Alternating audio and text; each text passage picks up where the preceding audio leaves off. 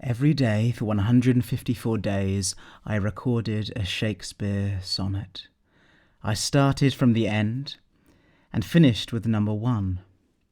Here they are in the order Shakespeare intended. I hope you enjoy, and please hit the like button, share, and subscribe. Arthur. From fairest creatures we desire increase, that thereby beauty's rose might never die.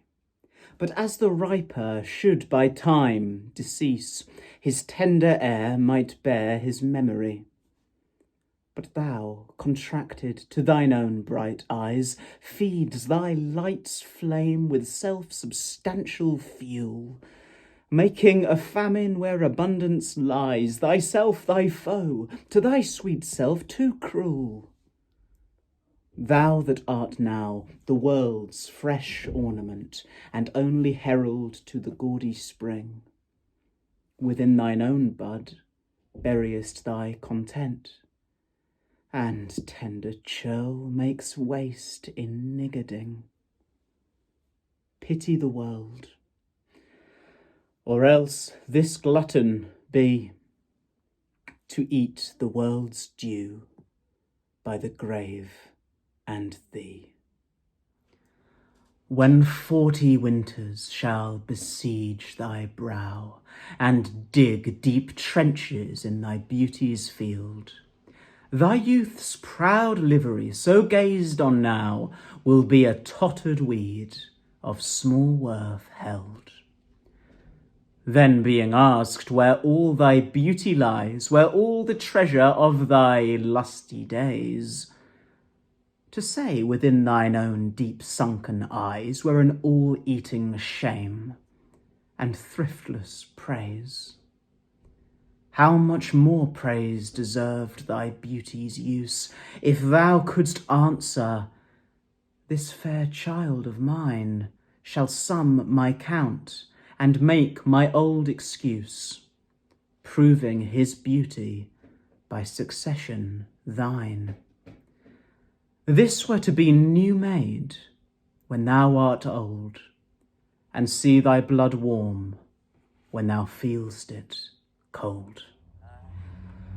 Look in thy glass and tell the face thou viewest, now is the time that face should form another, whose fresh repair, if now thou not renewest, thou dost beguile the world, unbless some mother. For where is she so fair, whose uneared womb disdains the tillage of thy husbandry? Or who is he so fond, will be the tomb of his self-love to stop posterity?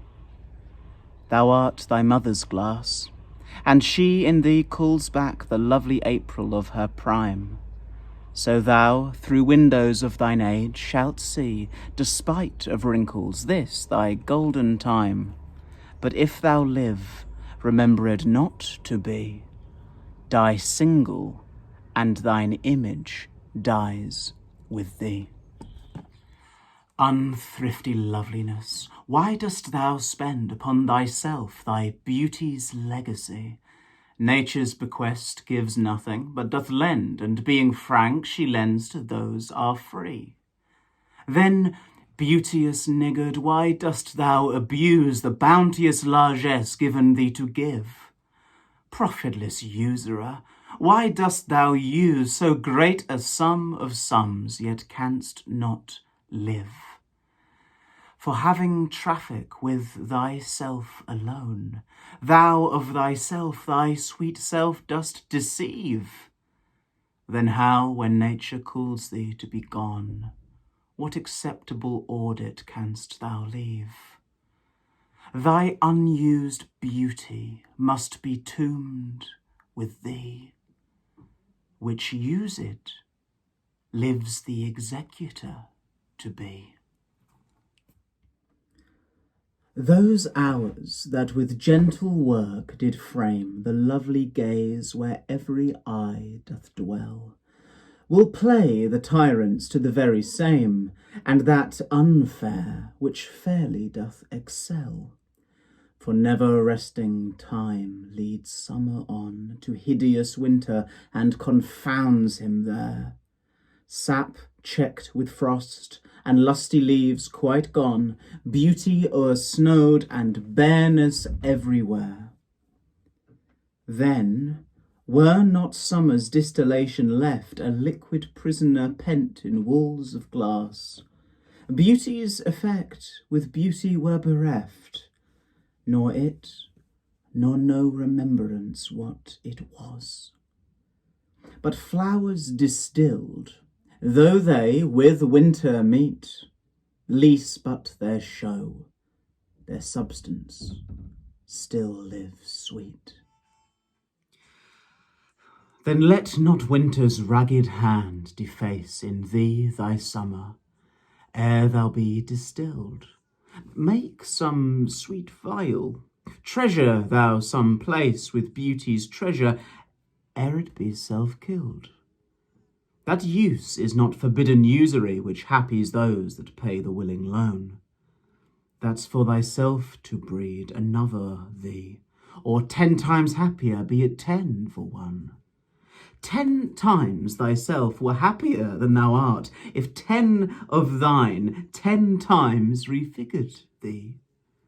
Then what could death do if thou shouldst depart, leaving thee living in posterity? Be not self-willed, for thou art much too fair to be death's conquest and make worms thine heir. Low in the orient, where the gracious light lifts up his burning head, each under-eye doth homage to his new appearing sight, serving with looks his sacred majesty. And having climbed the steep up heavenly hill, resembling strong youth in his middle age, yet mortal looks adore his beauty still, attending on his golden pilgrimage. But when from a highmost pitch, with weary car, like feeble age, he reeleth from the day, the eyes, for duteous, now converted are from his low tract, and look another way. So thou, thyself outgoing in thy noon, unlooked on, diest, unless thou get a son. Music to hear. Why hearest thou music sadly? Sweets with sweets war not. Joy delights in joy. Why lovest thou that which thou receivest not gladly, or else receivest with pleasure thine annoy? If the true concord of well-tuned sounds by unions married do offend thine ear, they do but sweetly chide thee, who confounds in singleness the parts that thou shouldst bear. Mark how one string, a sweet husband to another, strikes each in each by mutual ordering, resembling sire and child and happy mother, who all in one pleasing note do sing, whose speechless song, being many, seeming one, sings this to thee: thou single wilt prove none. Is it for fear to wet a widow's eye that thou consumest thyself in single life? Ah, if thou issueless shalt hap to die, the world will wail thee like a makeless wife.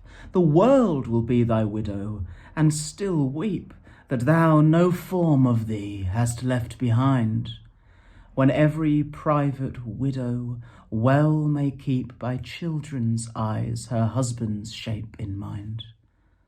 Look what an unthrift in the world doth spend, shifts but his place, for still the world enjoys it. But beauty's waste hath in the world an end, and kept unused the user so destroys it. no love toward others in that bosom sits, that on himself such murderous shame commits. For shame deny that thou bearest love to any, who for thyself art so unprovident. Grant, if thou wilt, thou art beloved of many, but that thou none lovest is most evident. For thou art so possessed with murderous hate, that gainst thyself thou stickest not to conspire, seeking that beauteous roof to ruinate, which to repair should be thy chief desire. Oh, change thy thought, that I may change my mind. Shall hate be fairer lodged than gentle love? Be as thy presence is, gracious and kind, or to thyself at least kind-hearted prove. Make thee another self for love of me, that beauty still may live in thine or thee.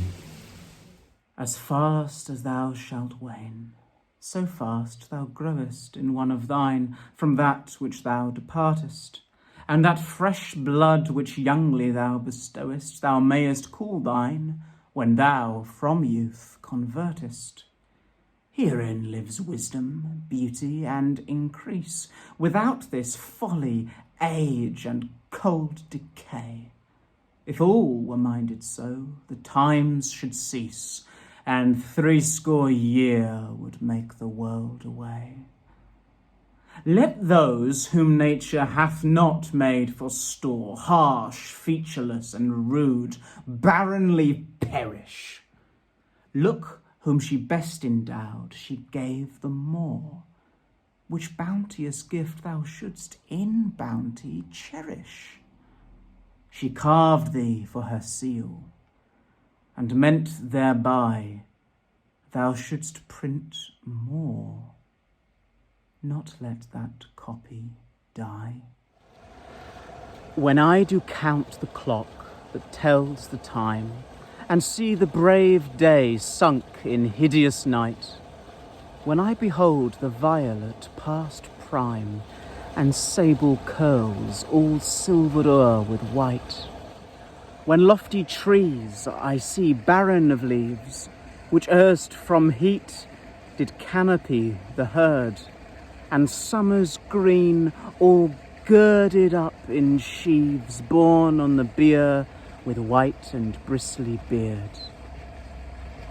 Then of thy beauty do I question make, that thou among the wastes of time must go, since sweets and beauties do themselves forsake and die as fast as they see others grow. And nothing gainst time's scythe can make defence, save breed to brave him when he takes thee hence. Oh, that you were yourself, but love you are no longer yours, then you yourself here live. Against this coming end you should prepare, and your sweet semblance to some other give.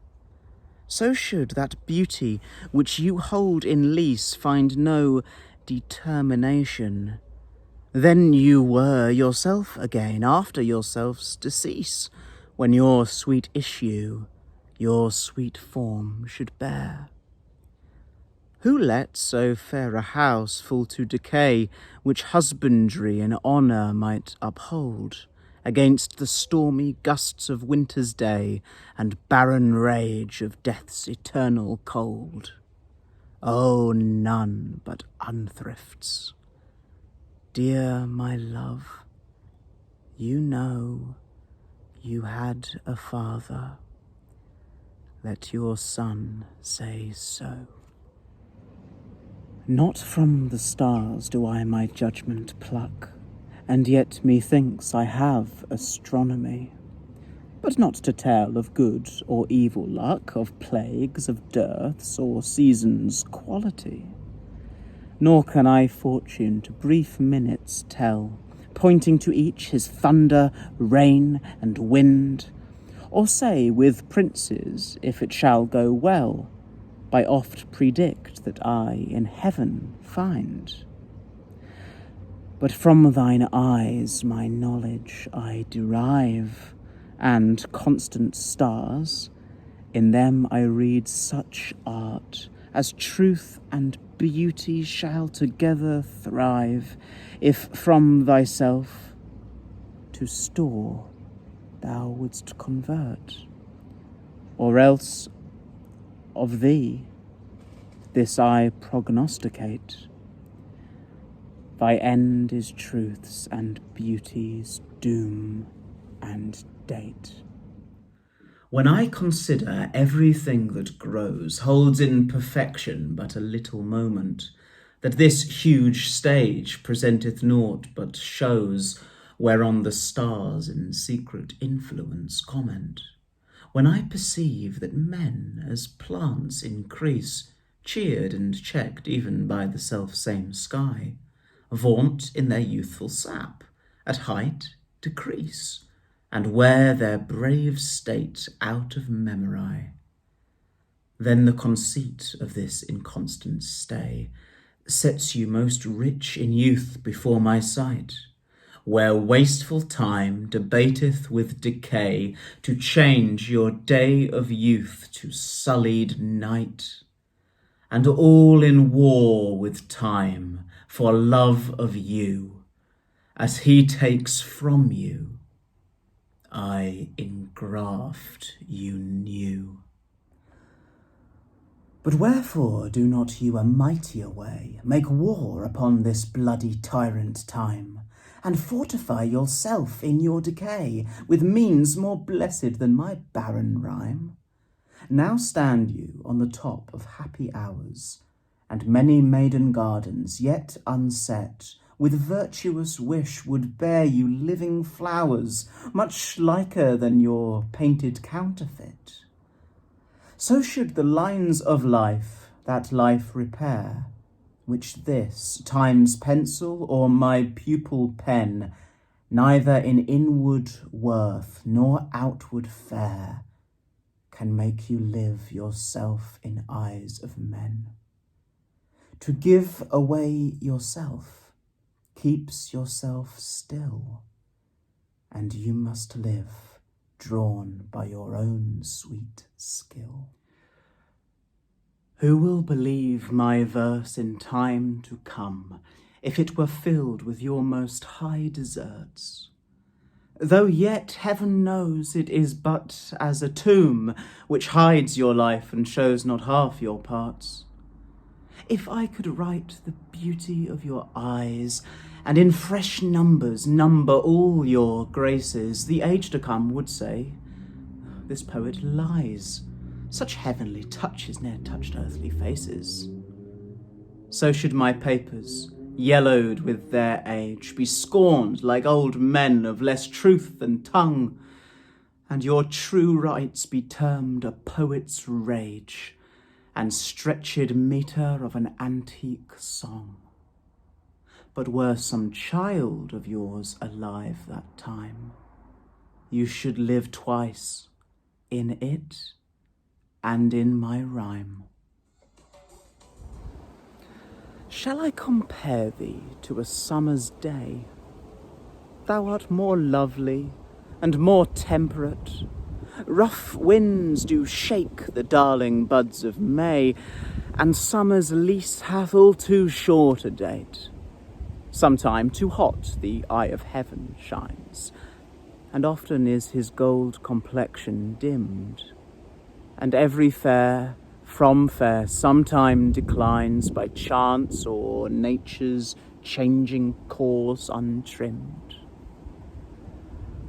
But thy eternal summer shall not fade, nor lose possession of that fair thou owest, nor shall death brag thou wanderest in his shade, when in eternal lines to time thou growest. So long as men can breathe, or eyes can see, so long lives this, and this gives life to thee. Devouring time, blunt thou the lion's paws, and make the earth devour her own sweet brood. Pluck the keen teeth from the fierce tiger's jaws, and burn the long-lived phoenix in her blood. Make glad and sorry seasons as thou fleet'st, and do whate'er thou wilt, swift-footed time, to the wide world and all her fading sweets, but I forbid thee one most heinous crime. O carve not with thy hours my love's fair brow, nor draw no lines there with thine antique pen. Him in thy course untainted do allow, for beauty's pattern to succeeding men. Yet do thy worst, old time, despite thy wrong. My love shall in my verse ever live young. A woman's face with nature's own hand painted hast thou, the master mistress of my passion. A woman's gentle heart, but not acquainted with shifting change, as is false women's fashion. An eye more bright than theirs, less false in rolling, gilding the object whereupon it gazeth. A man in hue, all hues in his controlling, which steals men's eyes and women's souls amazeth. And for a woman wert thou first created, till nature, as she wrought thee, fell a-doting, and by addition me of thee defeated, by adding one thing to my purpose nothing. But since she pricked thee out for women's pleasure, mine be thy love, and thy loves use their treasure. So is it not with me as with that muse, stirred by a painted beauty to his verse, who heaven itself for ornament doth use, and every fair with his fair doth rehearse, making a couplement of proud compare with sun and moon, with earth and sea's rich gems, with April's first-born flowers, and all things rare that heaven's air in this huge rondure hems. Oh, let me, true in love, but truly right, and then believe me, my love is as fair as any mother's child, though not so bright as those gold candles fixed in heaven's air. Let them say more, that like of hearsay well, I will not praise that purpose not to sell. My glass shall not persuade me I am old, so long as youth and thou are of one date. But when in thee time's furrows I behold, then look I death my days should expiate. For all that beauty that doth cover thee is but the seemly raiment of my heart, which in thy breast doth live as thine in me. How can I then be elder than thou art? Oh, therefore, love, be of thyself so wary, as I, not for myself, but for thee will, bearing thy heart, which I will keep so chary, as tender nurse her babe from faring ill. Presume not on thy heart when mine is slain. Thou gavest me thine, not to give back again. As an unperfect actor upon the stage, who with his fear is put beside his part, or some fierce thing replete with too much rage, whose strength's abundance weakens his own heart. So I, for fear of trust, forget to say the perfect ceremony of love's rite, and in mine own love's strength seem to decay, o'ercharged with burthen of mine own love's might. Oh, let my books be then the eloquence and dumb presages of my speaking breast, who plead for love and look for recompense more than that tongue that more hath more expressed. Oh, learn to read what silent love hath writ, to hear with eyes belongs to love's fine wit. Mine eye hath played the painter, and hath steeled thy beauty's form in table of my heart. My body is the frame wherein 'tis held, and perspective, that is the best painter's art. For through the painter must you see his skill, to find where your true image pictured lies, which in my bosom's shop is hanging still, that hath his windows glazed with thine eyes. Now see what good turns eyes for eyes have done. Mine eyes have drawn thy shape, and thine for me are windows to my breast, where through the sun delights to peep, to gaze therein on thee. Yet eyes this cunning want, to grace their art, they draw but what they see, know not the heart. Let those who are in favour with their stars of public honour and proud titles boast, whilst I, whom fortune of such triumph bars, unlooked for, joy in that I honour most. Great princes' favourites their fair leaves spread, but as the marigold at the sun's eye, and in themselves their pride lies buried, for at a frown they in their glory die.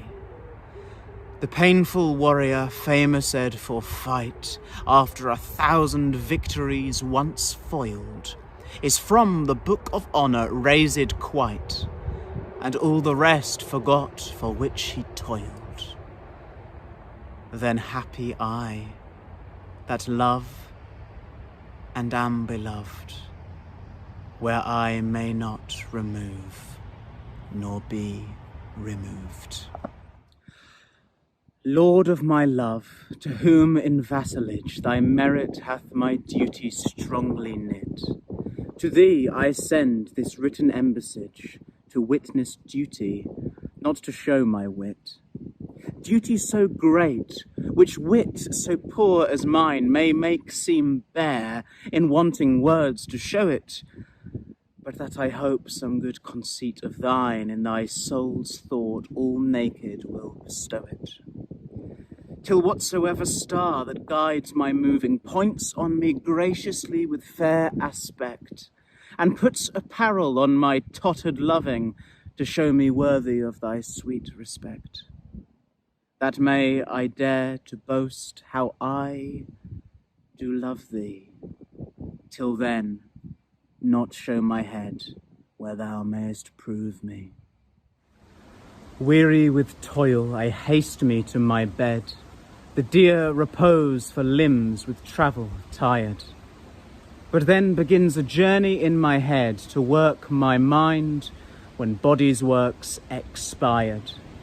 For then my thoughts from far where I abide intend a zealous pilgrimage to thee, and keep my drooping eyelids open wide, looking on darkness which the blind do see. Save that my soul's imaginary sight presents thy shadow to my sightless view, which like a jewel hung in ghastly night makes black night beauteous and her old face new. Lo, thus by day my limbs By night, my mind, for thee and for myself, no quiet find. How can I then return in happy plight, that am debarred the benefit of rest, when day's oppression is not eased by night, but day by night and night by day oppressed? And each, though enemies to either's reign, do in consent shake hands to torture me, the one by toil, the other to complain how far I toil still farther off from thee. I tell the day, to please him thou art bright, and dost him grace when clouds do blot the heaven. So flatter I the swart-complexioned night, when sparkling stars twire not, thou gild'st the even. But day doth daily draw my sorrows longer, and night doth nightly make grief's length seem shorter. When in disgrace with fortune and men's eyes, I all alone beweep my outcast state, and trouble deaf heaven with my bootless cries, and look upon myself and curse my fate, wishing me like to one more rich in hope, featured like him with friends possessed, desiring this man's art and that man's scope, with what I most enjoy, contented least. Yet in these thoughts, myself almost despising, haply I think on thee, and then my state like to the lark at break of day arising, from sullen earth sings hymns at heaven's gate. For thy sweet love remembered, such wealth brings, that then I scorn to change my state with kings. When to the sessions of sweet, silent thought I summon up remembrance of things past, I sigh the lack of many a thing I sought, and with old woe new wail my dear time's waste. Then can I drown an eye, unused to flow, for precious friends hid in death's dateless night, and weep afresh love's long since cancelled woe, and moan the expense of many a vanished sight. Then can I grieve at grievances forgone, and heavily from woe to woe tell o'er the sad account of fore-bemoaned moan, which I knew pay as if not paid before. But if the while I think on thee, dear friend, all losses are restored, and sorrows end. Thy bosom is endeared with all hearts, which I, by lacking, have supposed dead, and there reigns love and all love's loving parts, and all those friends which I thought buried. How many a holy and obsequious tear hath dear religious love stolen from mine eye, as interest of the dead, which now appear but things removed, that hidden in thee lie. Thou art the grave where buried love doth live, hung with the trophies of my lovers gone, who all their parts of me to thee did give, that due of many now is thine alone. Their images I loved, I view in thee, and thou, all they, hast all the all of me. If thou survive my well-contented day, when that churl death my bones with dust shall cover, and shalt by fortune once more resurvey these poor rude lines of thy deceased lover.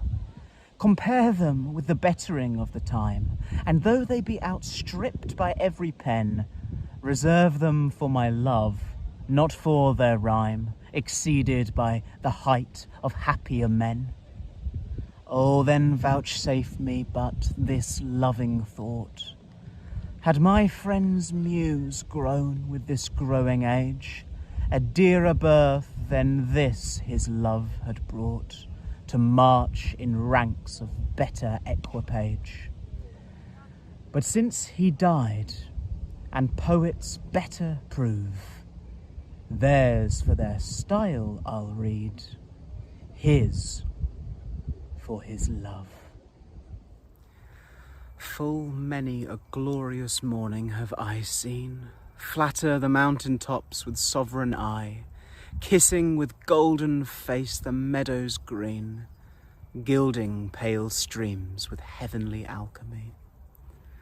Anon permit the basest clouds to ride with ugly wrack on his celestial face, and from the forlorn world his visage hide, stealing unseen to west with this disgrace. Even so, my sun one early morn did shine, with all triumphant splendour on my brow. But out, alack, he was but 1 hour mine. The region cloud hath masked him from me now. Yet him for this my love no whit disdaineth. Sons of the world may stain when heaven's sun staineth. Why didst thou promise such a beauteous day, and make me travel forth without my cloak, to let base clouds o'ertake me in my way, hiding thy bravery in their rotten smoke? 'Tis not enough that through the cloud thou break, to dry the rain on my storm-beaten face, for no man well of such salve can speak, that heals the wound, but cures not the disgrace. Nor can thy shame give physic to my grief. Though thou repent, yet I have still the loss. The offender's sorrow lends but weak relief to him that bears the strong offence's cross. Ah, but those tears are pearl which thy love sheds, and they are rich, and ransom all ill deeds. No more be grieved at that which thou hast done. Roses have thorns, and silver fountains mud. Clouds and eclipses stain both moon and sun, and loathsome canker lives in sweetest bud. All men make faults, and even I in this, authorizing thy trespass with compare, myself corrupting, salving thy amiss, excusing thy sins more than thy sins are. For to thy sensual fault I bring in sense, thy adverse party is thy advocate, and 'gainst myself a lawful plea commence. Such civil war is my love and hate, that I an accessory needs must be to that sweet thief which sourly robs from me. Let me confess that we two must be twain, although our undivided loves are one. So shall those blots that do with me remain, without thy help, by me be borne alone. In our two loves there is but one respect, though in our lives a separable spite, which though it alter not love's sole effect, yet doth it steal sweet hours from love's delight. I may not evermore acknowledge thee, lest my bewailed guilt should do thee shame, nor thou with public kindness honour me, unless thou take that honour from thy name. But do not so. I love thee in such sort, as thou being mine, mine is thy good report. As a decrepit father takes delight to see his active child do deeds of youth, so I, made lame by fortune's dearest spite, take all my comfort of thy worth and truth.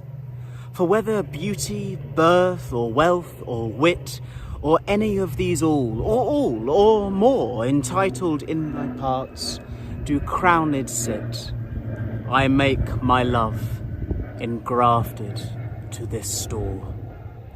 So then I am not lame, poor, nor despised, whilst that this shadow doth such substance give, that I in thy abundance am sufficed, and by a part of all thy glory live. Look what is best, that best I wish in thee. This wish I have, then 10 times happy me. How can my muse want subject to invent, whilst thou dost breathe, that pourest into my verse thine own sweet argument, too excellent for every vulgar paper to rehearse? Oh, give thyself the thanks, if aught in me worthy perusal stand against thy sight. For who's so dumb that cannot write to thee, when thou thyself dost give invention light? Be thou the 10th muse, 10 times more worth than those old 9 which rhymers invocate, and he that calls on thee, let him bring forth eternal numbers to outlive long date. If my slight muse do please these curious days, the pain be mine, but thine shall be the praise. Oh, how thy worth with manners may I sing, when thou art all the better part of me? What can mine own praise to mine own self bring? And what is't but mine own when I praise thee? Even for this let us divided live, and our dear love lose name of single one, that by this separation I may give that due to thee which thou deservest alone. O absence, what a torment wouldst thou prove, were it not thy sour leisure gave sweet leave to entertain the time with thoughts of love, which time and thought so sweetly doth deceive. And that thou teachest how to make one twain, by praising him here, who doth hence remain. Take all my loves, my love, yea, take them all. What hast thou then more than thou hadst before? No love, my love, that thou mayst true love call. All mine was thine, before thou hadst this more. Then if for my love thou my love receivest, I cannot blame thee, for my love thou usest, but yet be blamed if thou thyself deceivest by wilful taste of what thyself refusest. I do forgive thy robbery, gentle thief, although thou steal thee all my poverty. And yet love knows it is a greater grief to bear love's wrong than hate's known injury. Lascivious grace, in whom all ill well shows, kill me with spites, yet we must not be foes. Those pretty wrongs that liberty commits when I am sometime absent from thy heart, thy beauty and thy years full well befits, for still temptation follows where thou art. Gentle thou art, and therefore to be won. Beauteous thou art, therefore to be assailed. And when a woman woos, what woman's son will sourly leave her till he have prevailed? Ay me. But yet thou mightst my seat forbear, and chide thy beauty and thy straying youth, who lead thee in their riot, even there where thou art forced to break a twofold truth, hers by thy beauty, tempting her to thee, thine by thy beauty, being false to me. That thou hast her, it is not all my grief, and yet it may be said I loved her dearly. That she hath thee is of my wailing chief, a loss in love that touches me more nearly. Loving offenders thus I will excuse ye. Thou dost love her because thou knowest I love her, and for my sake even so doth she abuse me, suffering my friend for my sake to approve her. If I lose thee, my loss is my love's gain, and losing her, my friend hath found that loss. Both find each other, and I lose both twain, and both for my sake lay me on this cross. But here's the joy. My friend and I are one. Sweet flattery, then she loves but me alone. When most I wink, then do mine eyes best see, for all the day they view things unrespected. But when I sleep, in dreams they look on thee, and darkly bright are bright in dark directed. Then thou, whose shadow shadows doth make bright, how would thy shadow's form happy show to the clear day with thy much clearer light, when to unseeing eyes thy shade shines so? How would, I say, mine eyes be blessed made by looking on thee in the living day, when in dead night thy fair imperfect shade through heavy sleep on sightless eyes doth lay? All days are nights to see, till I see thee, and nights bright days when dreams do show thee me. If the dull substance of my flesh were thought, injurious distance should not stop my way. For then, despite of space, I would be brought from limits far remote, where thou dost stay. No matter then, although my foot did stand upon the farthest earth removed from thee. For nimble thought can jump both sea and land, as soon as think the place where he would be. But, thought kills me that I am not thought, to leap large lengths of miles when thou art gone. But that so much of earth and water wrought, I must attend time's leisure with my moan, receiving naught by elements so slow, but heavy tears, badges of either's woe. The other two, slight air and purging fire, are both with thee wherever I abide, The first my thought, the other my desire, these present absent with swift motion slide. For when these quicker elements are gone in tender embassy of love to thee, my life, being made of four, with two alone sinks down to death, oppressed with melancholy, until life's composition be recured by those swift messengers returned from thee, who even but now come back again, assured of thy fair health, recounting it to me. This told, I joy, but then no longer glad. I send them back again, and straight grow sad.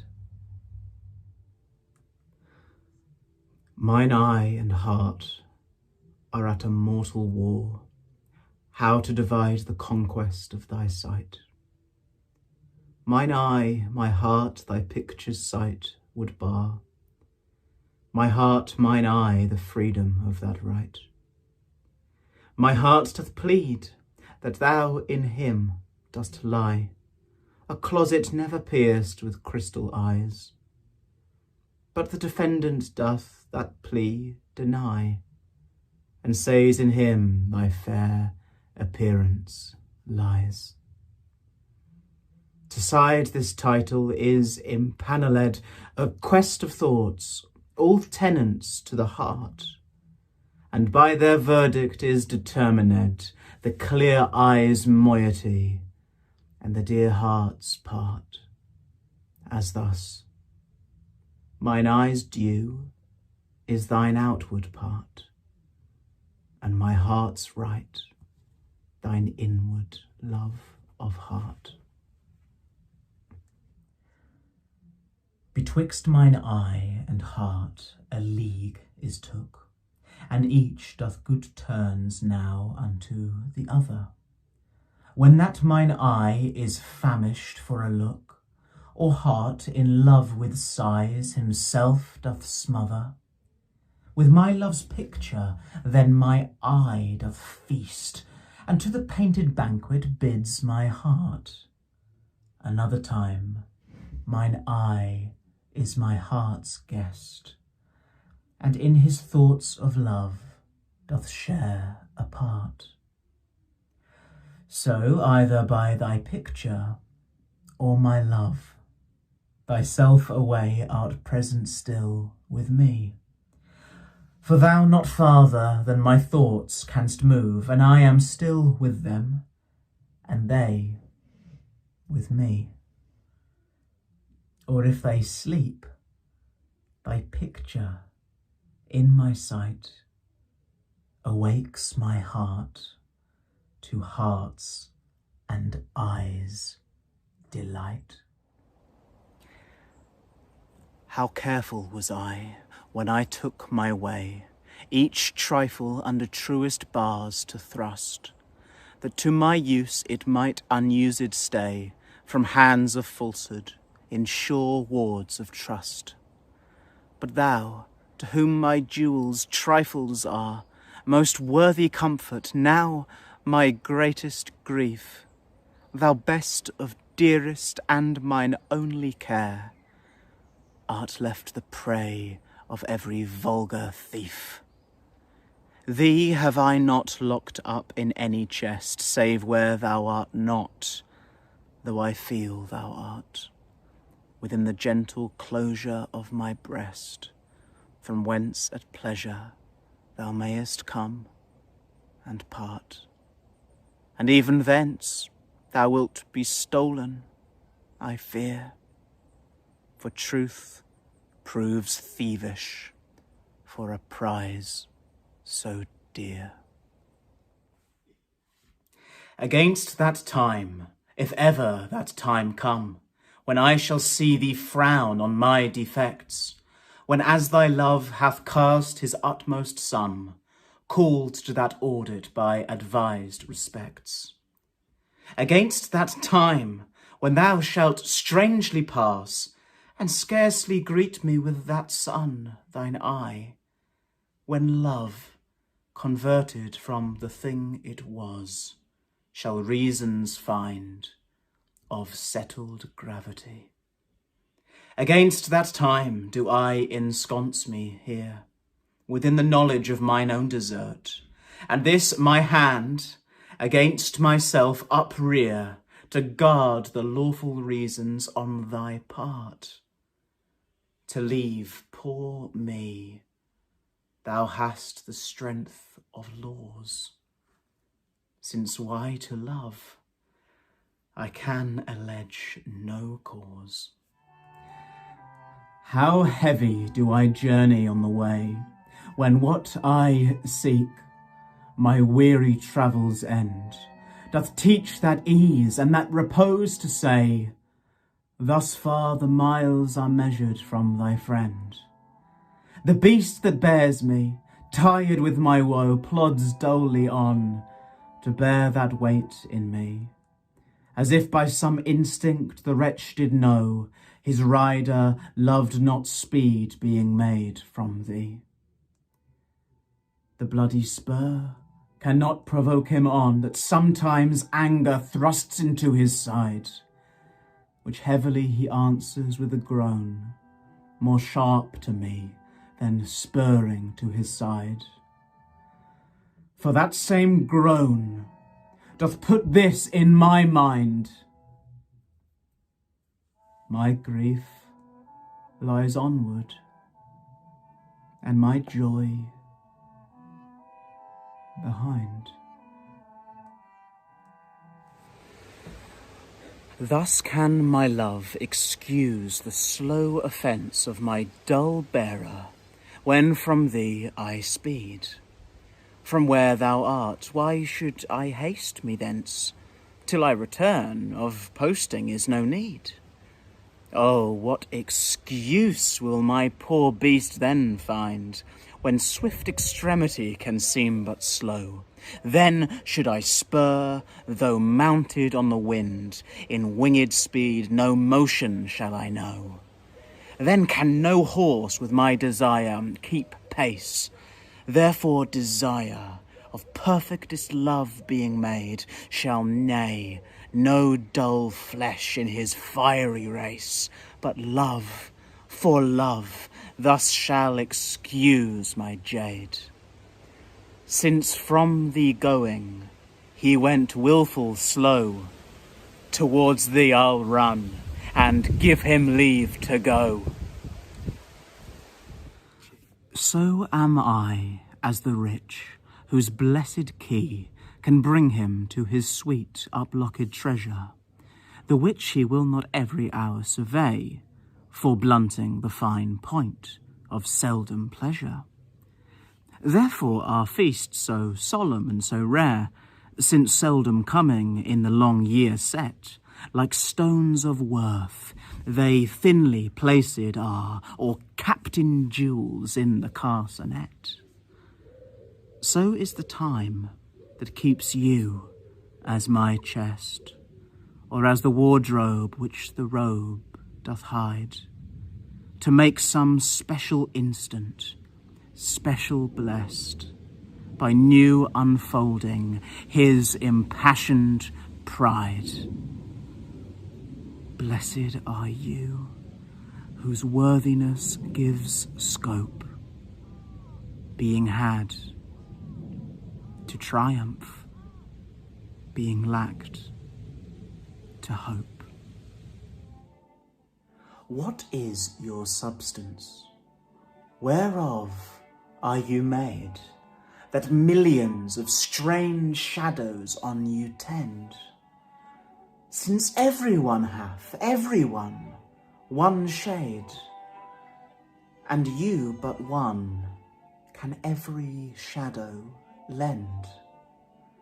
Describe Adonis, and the counterfeit is poorly imitated after you. On Helen's cheek all art of beauty set, and you in Grecian tires are painted new. Speak of the spring and foison of the year. The one doth shadow on your beauty show, the other as your bounty doth appear, and you in every blessed shape we know. In all external grace you have some part, but you like none, none you for constant heart. Oh, how much more doth beauty beauteous seem by that sweet ornament which truth doth give.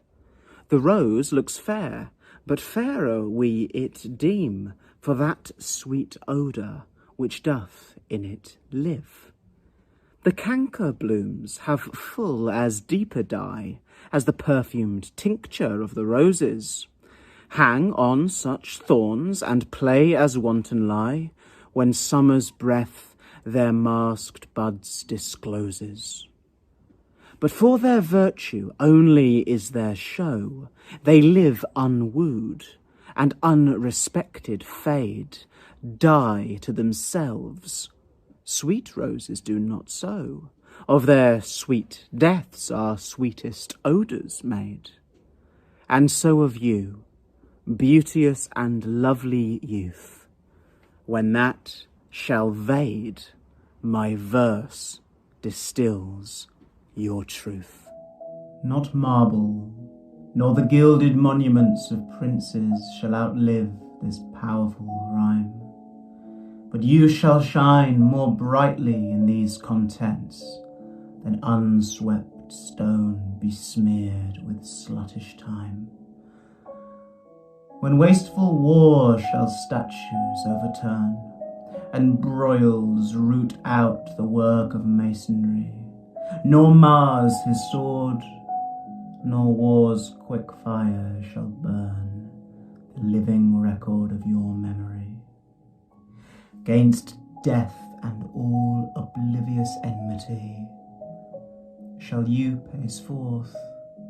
Your praise shall still find room, even in the eyes of all posterity that wear this world out to the ending doom.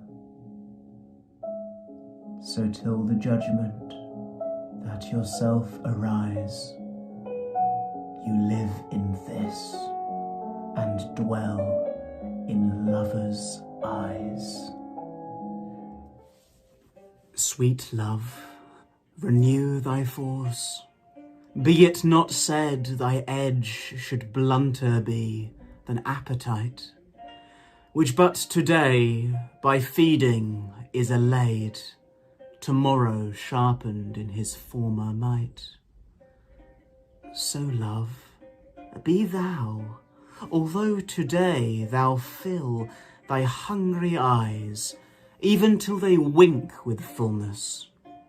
Tomorrow see again, and do not kill the spirit of love with a perpetual dullness. Let this sad interim, like the ocean be, which parts the shore, where two contracted new come daily to the banks, that when they see return of love, more blessed may be the view. As call it winter, which being full of care, makes summer's welcome thrice more wished, more rare. Being your slave, what should I do but tend upon the hours and times of your desire? I have no precious time at all to spend, nor services to do till you require, nor dare I chide the world without end hour, whilst I, my sovereign, watch the clock for you, nor think the bitterness of absence sour when you have bid your servant once adieu.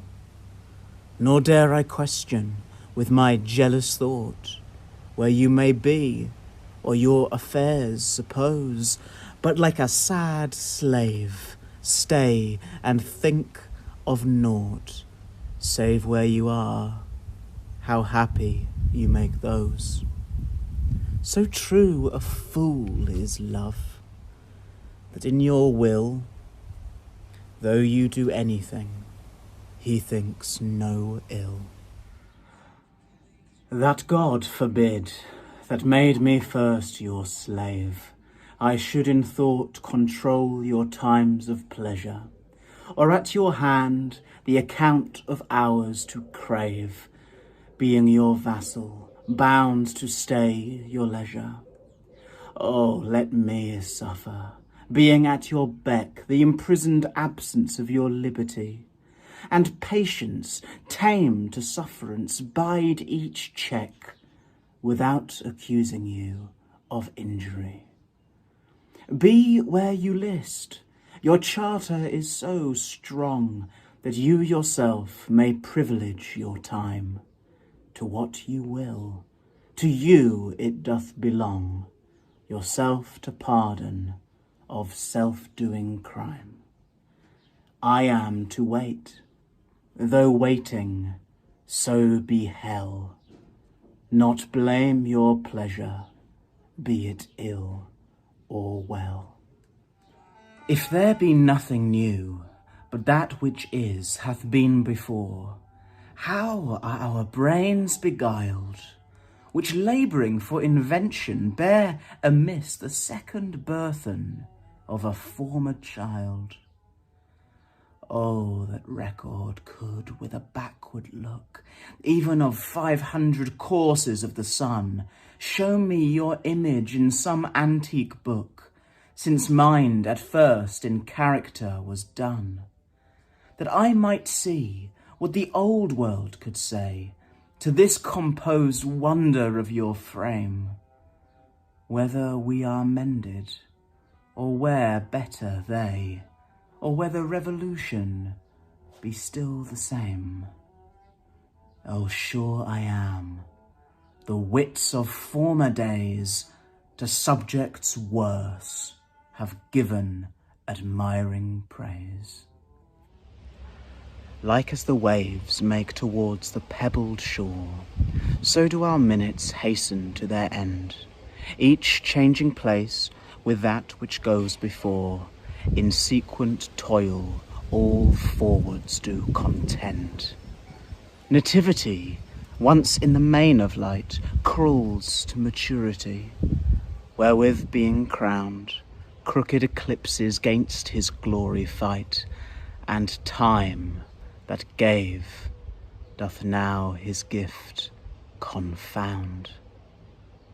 Time doth transfix the flourish set on youth, and delves the parallels in beauty's brow, feeds on the rarities of nature's truth, and nothing stands but for his scythe to mow.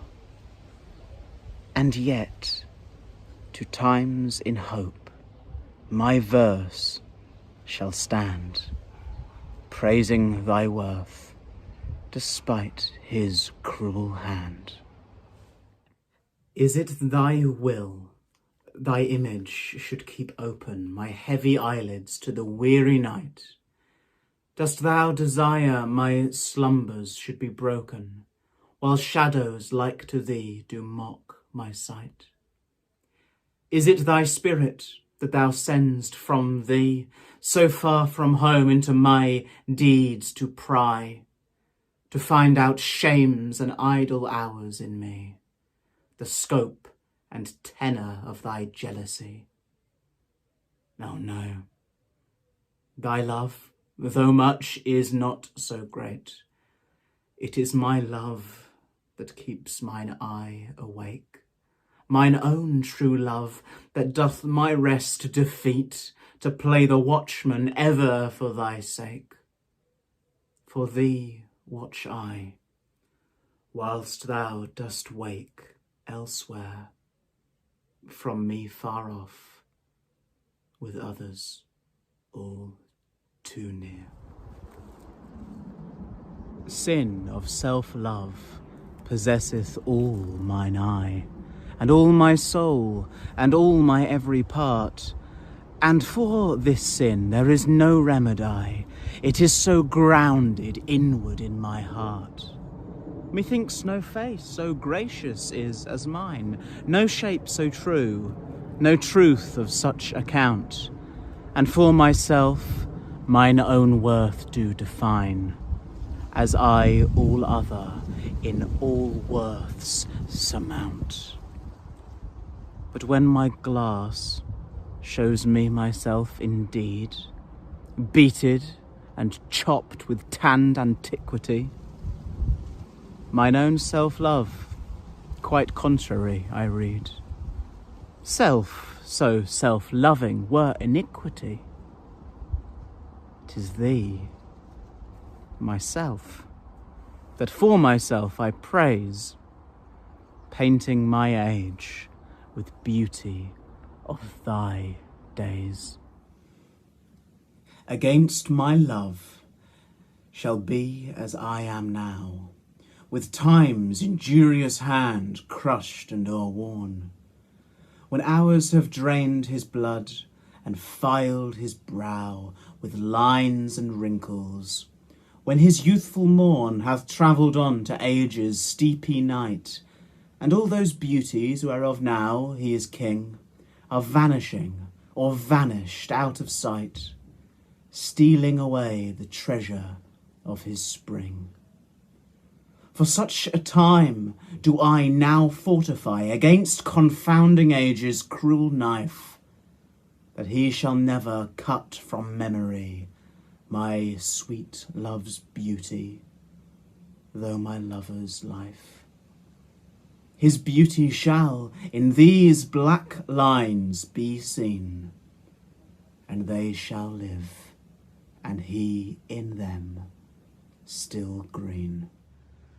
When I have seen, by time's fell hand defaced, the rich proud cost of outworn buried age, when sometime lofty towers I see down raised, and brass eternal slave to mortal rage, when I have seen the hungry ocean gain advantage on the kingdom of the shore, and the firm soil win of the watery main, increasing store with loss and loss with store, when I have seen such interchange of state, or state itself confounded to decay, ruin hath taught me thus to ruminate, that time will come and take my love away. This thought is as a death which cannot choose, but weep to have that which it fears to lose. Since brass nor stone, nor earth nor boundless sea, but sad mortality o'ersways their power, how with this rage shall beauty hold a plea, whose action is no stronger than a flower? Oh, how shall summer's honey breath hold out against the wrackful siege of battering days, when rocks impregnable are not so stout, nor gates of steel so strong, but time decays? Oh, fearful meditation! Where, alack, shall time's best jewel from time's chest lie hid? Or what strong hand can hold his swift foot back, or with his spoil of beauty can forbid? Oh, none, unless this miracle have might, that in black ink my love may still shine bright. Tired with all these, for restless death I cry, as to behold desert a beggar born, and needy nothing trimmed in jollity, and purest faith unhappily forsworn, and gilded honour shamefully misplaced, and maiden virtue rudely strumpeted, and right perfection wrongfully disgraced, and strength by limping sway disabled, and art made tongue-tied by authority, and folly doctor-like controlling skill, and simple truth miscalled simplicity, and captive good attending captain ill. Tired with all these, from these would I be gone, save that to die I leave my love alone. Ah, wherefore with infection should he live, and with his presence grace impiety, that sin by him advantage should achieve, and lace itself with his society? Why should false painting imitate his cheek, and steal dead seeing of his living hue? Why should poor beauty indirectly seek roses of shadow, since his rose is true? Why should he live, now nature bankrupt is, beggared of blood to blush through lively veins? For she hath no exchequer now but his, and proud of many, lives upon his gains. O him she stores, to show what wealth she had in days long since, before these last so bad. Thus in his cheek the map of days outworn, when beauty lived and died as flowers do now, before these bastard signs of fair were born, or durst inhabit on a living brow, before the golden tresses of the dead, the right of sepulchres, were shorn away to live a second life on second head, ere beauty's dead fleece made another gay. In him those holy antique hours are seen, without all ornament, itself and true, making no summer of another's green, robbing no old to dress his beauties new.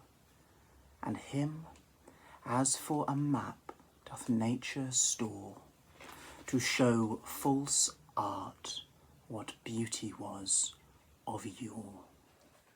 Those parts of thee that the world's eye doth view want nothing that the thought of hearts can mend. All tongues, the voice of souls, give thee that due, uttering bare truth even so as foes commend. Thy outward thus with outward praise is crowned, but those same tongues that give thee so thine own, in other accents do this praise confound, by seeing farther than the eye hath shown. They look into the beauty of thy mind, and that in guess they measure by thy deeds. Then churls their thoughts, although their eyes were kind, to thy fair flower add the rank smell of weeds. But why thy odour matcheth not thy show? The soil is this, that thou dost common grow. That thou art blamed shall not be thy defect, for slander's mark was ever yet the fair. The ornament of beauty is suspect, a crow that flies in heaven's sweetest air. So thou be good, slander doth but approve thy worth the greater, being wooed oft time. For canker vice the sweetest buds doth love, and thou present'st a pure, unstained prime. Thou hast passed by the ambush of young days, either not assailed, or victor being charged. Yet this thy praise cannot be so thy praise, to tie up envy evermore enlarged. If some suspect of ill masked not thy show, then thou alone of kingdoms' hearts shouldst owe. No longer mourn for me when I am dead, then you shall hear the surly sullen bell give warning to the world that I am fled from this vile world, with the vilest worms to dwell. Nay, if you read this line, remember not the hand that writ it, for I love you so, that I in your sweet thoughts would be forgot, if thinking on me then should make you woe. Oh, if, I say, you look upon this verse, when I perhaps compounded am with clay, do not so much as my poor name rehearse, but let your love, even with my life, decay. Lest the wide world should look into your moan, and mock you with me after I am gone.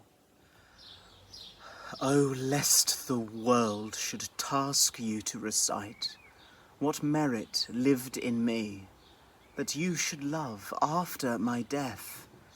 Dear love, forget me quite, for you in me can nothing worthy prove.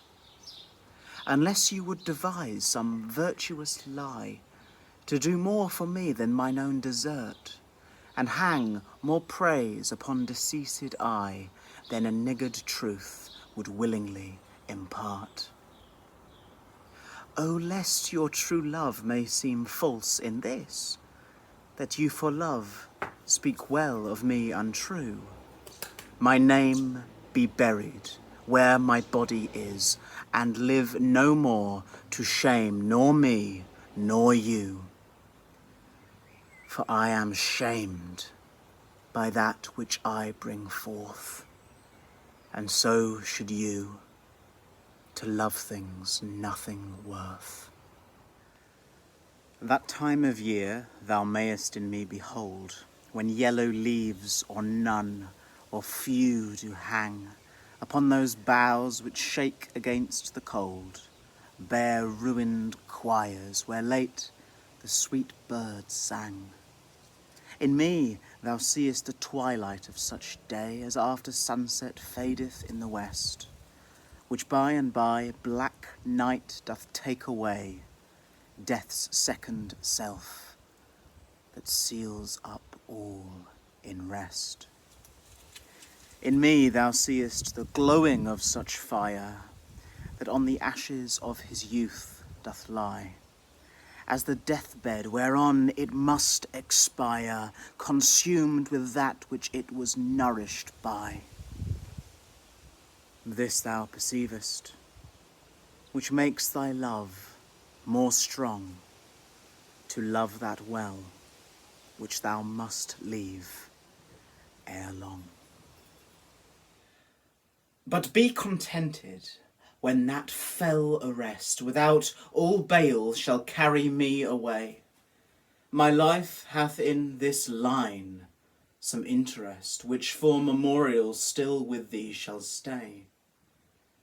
When thou reviewest this, thou dost review the very part was consecrate to thee.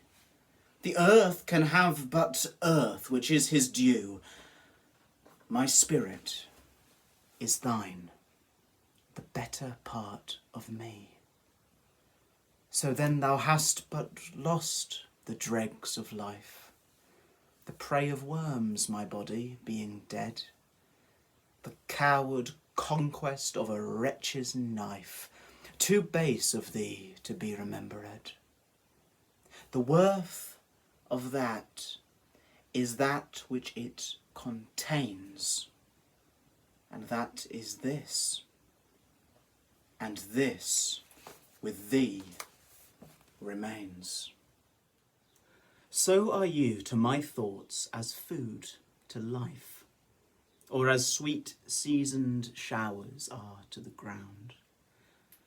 And for the peace of you I hold such strife, as twixt a miser and his wealth is found. Now proud as an enjoyer, and anon, doubting the filching age will steal his treasure, now counting best to be with you alone, then bettered that the world may see my pleasure. Sometime all full with feasting on your sight, and by clean starved for a look, possessing or pursuing no delight, save what is had or must from you be took. Thus do I pine and surfeit day by day, or gluttoning on all, or all away. Why is my verse so barren of new pride, so far from variation or quick change? Why with time do I not glance aside to new-found methods and to compounds strange? Why write I still one, ever the same, and keep invention in a noted weed, that every word doth almost tell my name, showing their birth and where they did proceed? Oh no, sweet love, I always write of you, and you and love are still my argument. So all my best is dressing old words new, spending again what is already spent.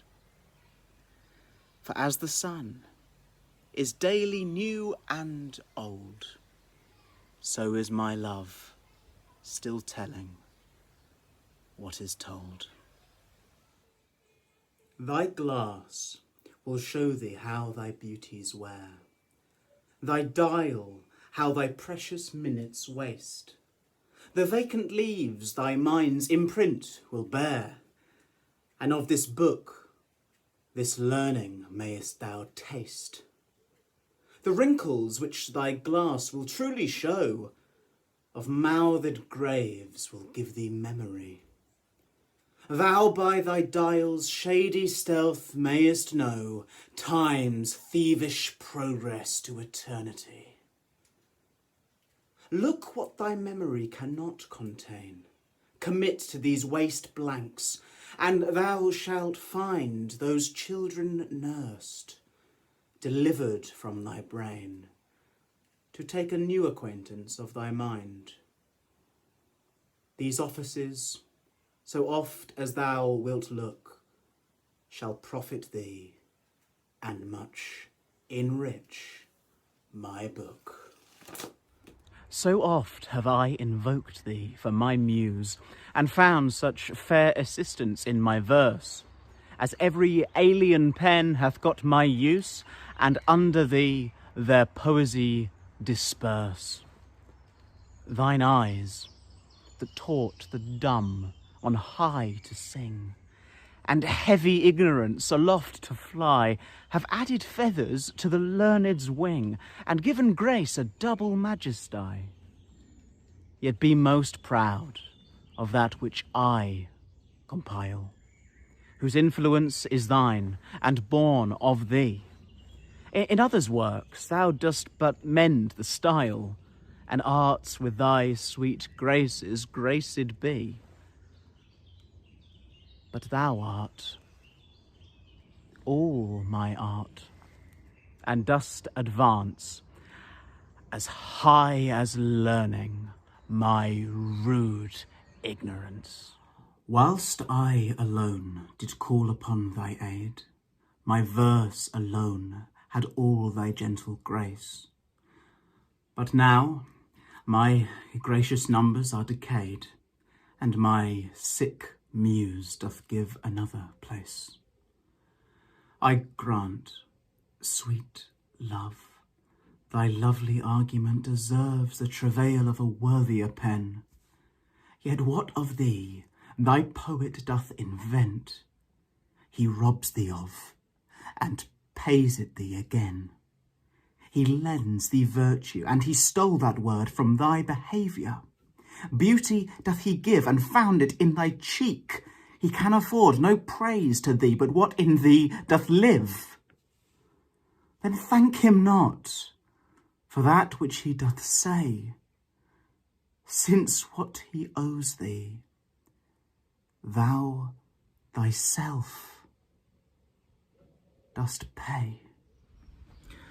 Oh, how I faint when I of you do write, knowing a better spirit doth use your name, and in the praise thereof spends all his might to make me tongue-tied speaking of your fame.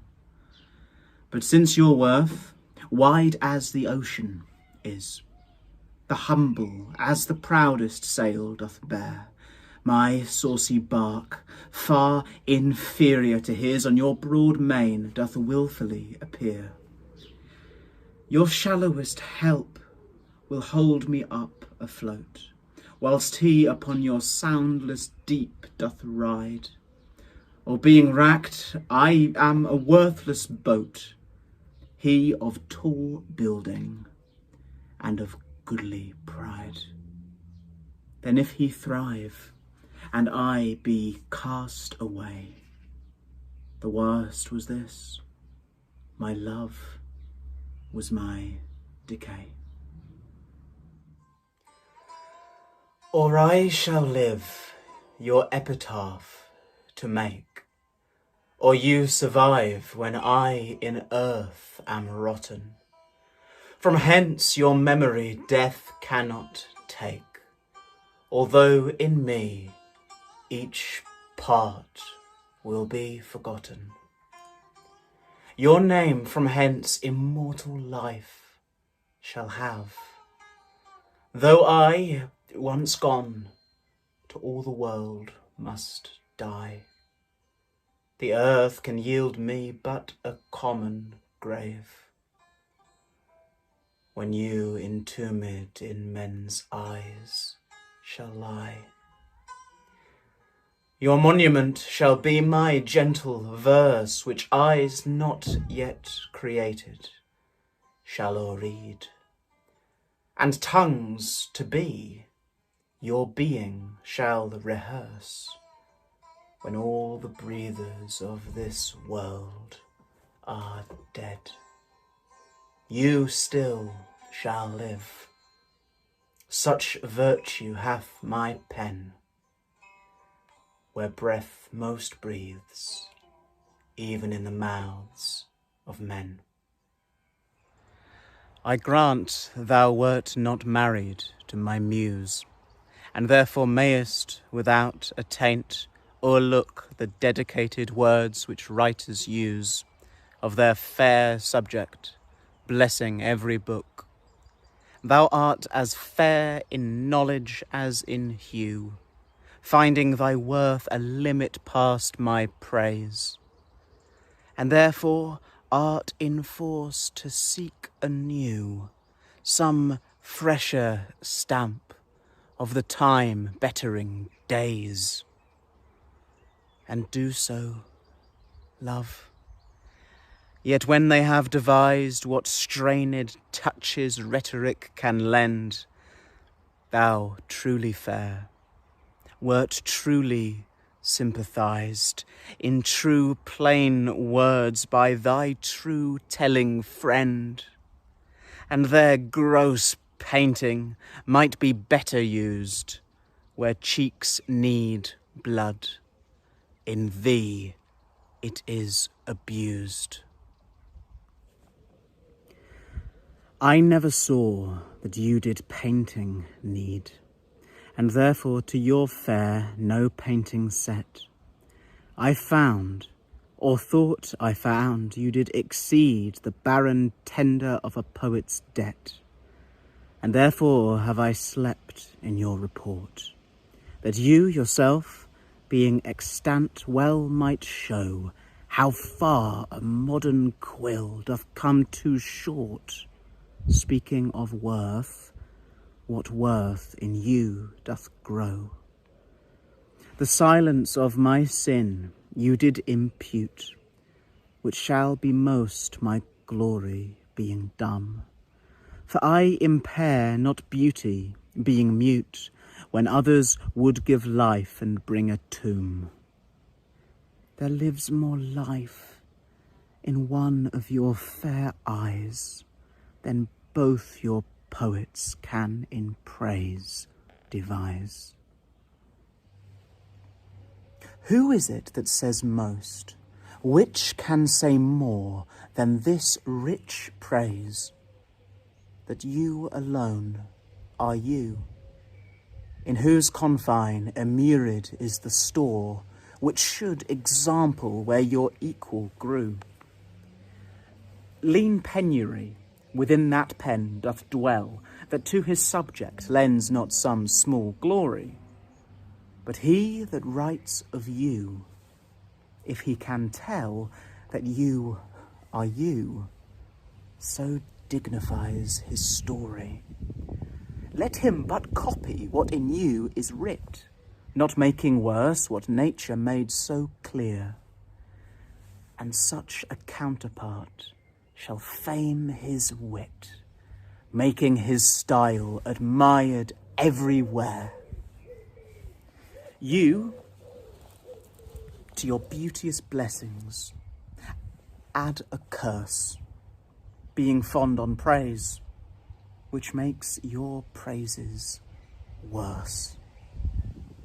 My tongue-tied muse in manners holds her still, while comments of your praise richly compiled reserve thy character with golden quill, and precious phrase by all the muses filed. I think good thoughts, whilst others write good words, and like unlettered clerks still cry Amen to every hymn that able spirit affords, in polished form of well-refined pen. Hearing you praised, I say 'tis so, 'tis true, and to the most of praise add something more. But that is in my thought, whose love to you, though words come hindmost, holds his rank before. Then others, for the breath of words respect, me for my dumb thoughts, speaking in effect. Was it the proud full sail of his great verse, bound for the prize of all too precious you, that did my ripe thoughts in my brain inhearse, making their tomb the womb wherein they grew? Was it his spirit, by spirits taught to write above a mortal pitch, that struck me dead? No. Neither he nor his compeers by night, giving him aid, my verse astonished. He nor that affable familiar ghost, which nightly gulls him with intelligence, as victors of my silence cannot boast. I was not sick of any fear from thence. But when your countenance filled up his line, then lacked I matter, that enfeebled mine. Farewell, thou art too dear for my possessing, and like enough thou knowest thy estimate. The charter of thy worth gives thee releasing.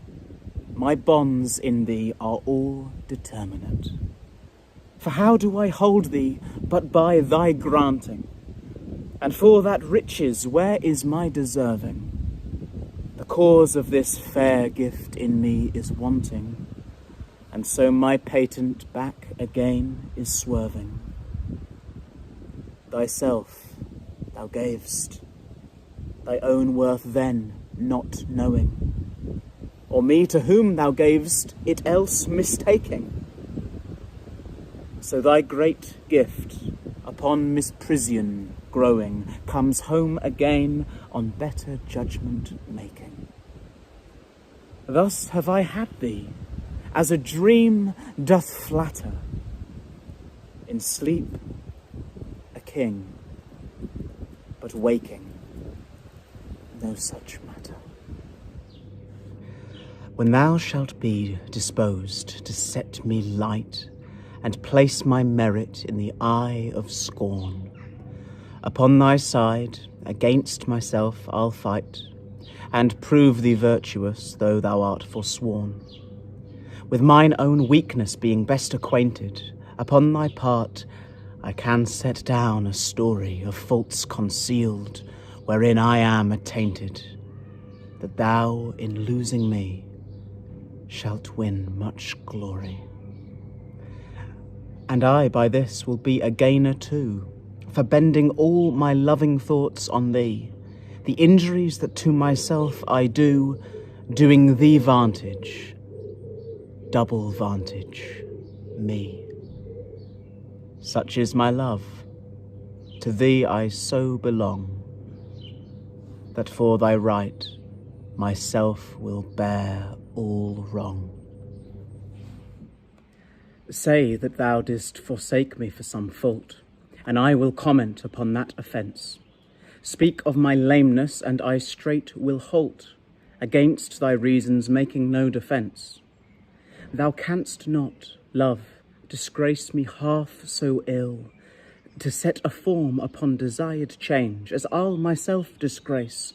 Knowing thy will, I will acquaintance strangle and look strange.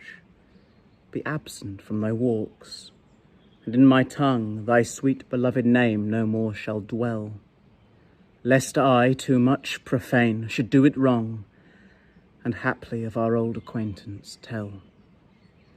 For thee, against myself, I'll vow debate, for I must ne'er love him whom thou dost hate. Then hate me when thou wilt, or if ever now, while the world is bent my deeds to cross. Join with the spite of fortune, make me bow, and do not drop in for an after loss. Ah, do not, when my heart hath scaped this sorrow, come in the rearward of a conquered woe. Give not a windy night, a rainy morrow, to linger out a purposed overthrow. If thou wilt leave me, do not leave me last, when other petty griefs have done their spite. But in the onset come, so shall I taste at first the very worst of fortune's might, and other strains of woe, which now seem woe, compared with loss of thee, will not seem so. Some glory in their birth, some in their skill, some in their wealth, some in their body's force, some in their garments, though new-fangled ill, some in their hawks and hounds, some in their horse. And every humour hath his adjunct pleasure, wherein it finds a joy above the rest. But these particulars are not my measure. All these I better in one general best. Thy love is better than high birth to me, richer than wealth, prouder than garments cost, of more delight than hawks and horses be. And having thee, of all men's pride I boast. Wretched in this alone, that thou mayest take all this away, and me most wretched make. But do thy worst to steal thyself away, for term of life thou art as sure in mine, and life no longer than thy love will stay, for it depends upon that love of thine. Then need I not to fear the worst of wrongs, when in the least of them my life hath end. I see a better state to me belongs than that which on thy humour doth depend. Thou canst not vex me with inconstant mind, since that my life on thy revolt doth lie. Oh, what a happy title do I find! Happy to have thy love, happy to die But what so blessed fair that fears no blot? Thou mayest be false, and yet I know it not.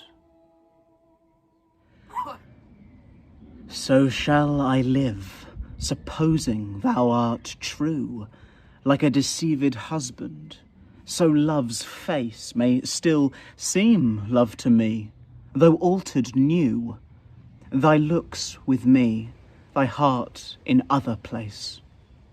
For there can live no hatred in thine eye, therefore in that I cannot know thy change. In many's looks the false heart's history is writ in moods and frowns and wrinkles strange. But heaven in thy creation did decree that in thy face sweet love should ever dwell. Whate'er thy thoughts or thy heart's workings be, thy looks should nothing thence but sweetness tell. How like Eve's apple doth thy beauty grow, if thy sweet virtue answer not thy show.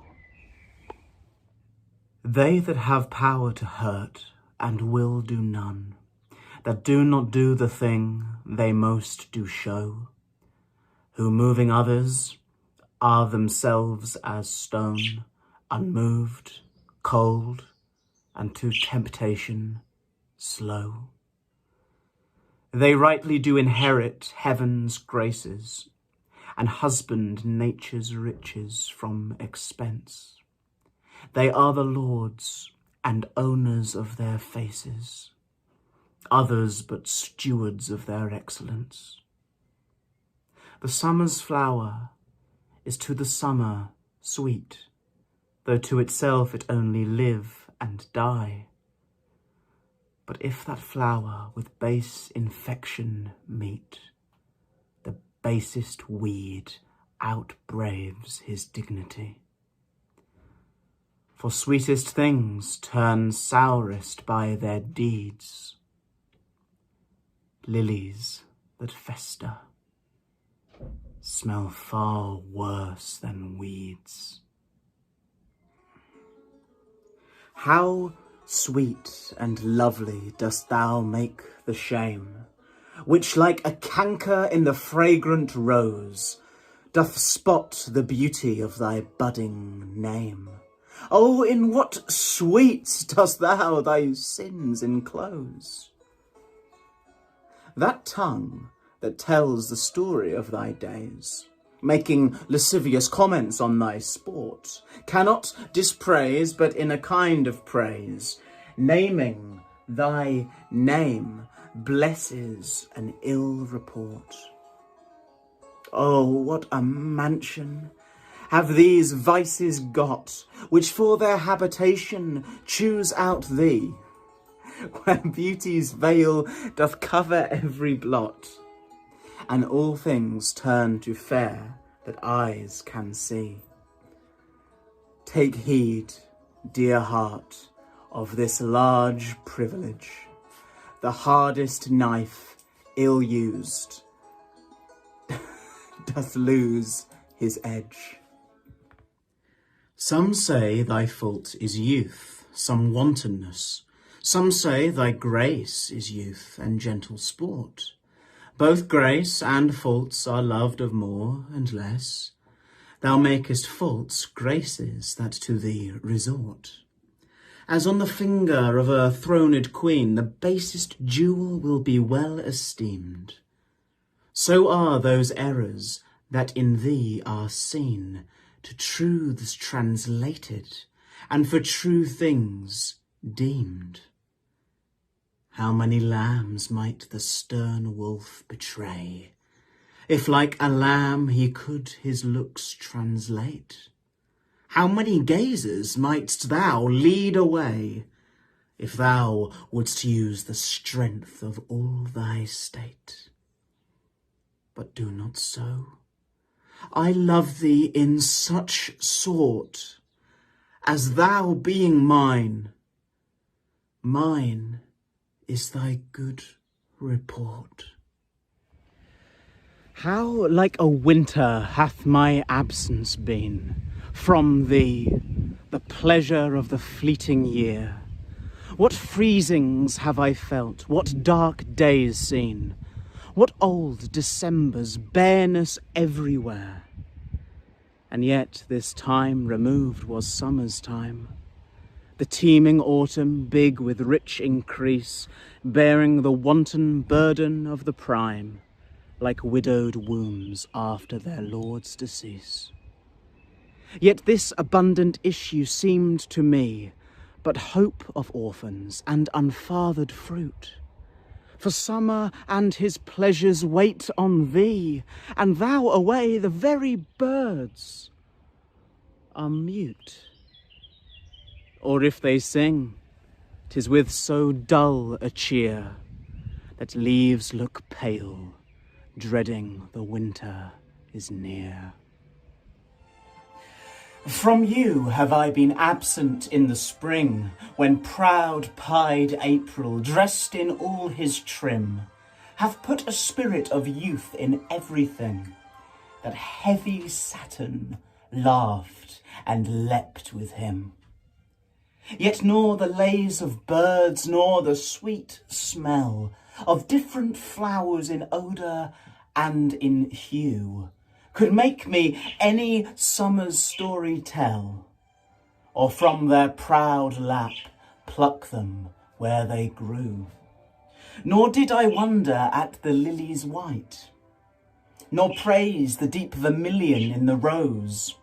They were but sweet, but figures of delight, drawn after you, you pattern of all those. Yet seemed it winter still, and you away, as with your shadow, I with these did play. The forward violet thus did I chide. Sweet thief, whence didst thou steal thy sweet that smells, if not from my love's breath? The purple pride, which on thy soft cheek for complexion dwells, in my love's veins thou hast too grossly dyed. The lily I condemned for thy hand, and buds of marjoram had stolen thy hair. The roses fearfully on thorns did stand, one blushing shame, another white despair. A third, nor red nor white, had stolen of both, and to his robbery had annexed thy breath. But for his theft, in pride of all his growth, a vengeful canker eat him up to death. More flowers I noted, yet I none could see, but sweet or colour it had stolen from thee. Where art thou, Muse, that thou forget'st so long to speak of that which gives thee all thy might? Spend'st thou thy fury on some worthless song, darkening thy power to lend base subjects light? Return, forgetful Muse, and straight redeem in gentle numbers time so idly spent. Sing to the ear that doth thy lays esteem, and gives thy pen both skill and argument. Rise, resty Muse, my love's sweet face survey, if time have any wrinkle graven there. If any, be a satire to decay, and make time's spoils despised everywhere.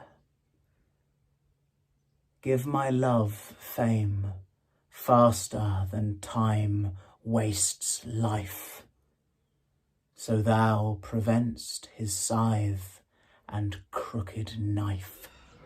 O truant Muse, what shall be thy amends for thy neglect of truth in beauty dyed?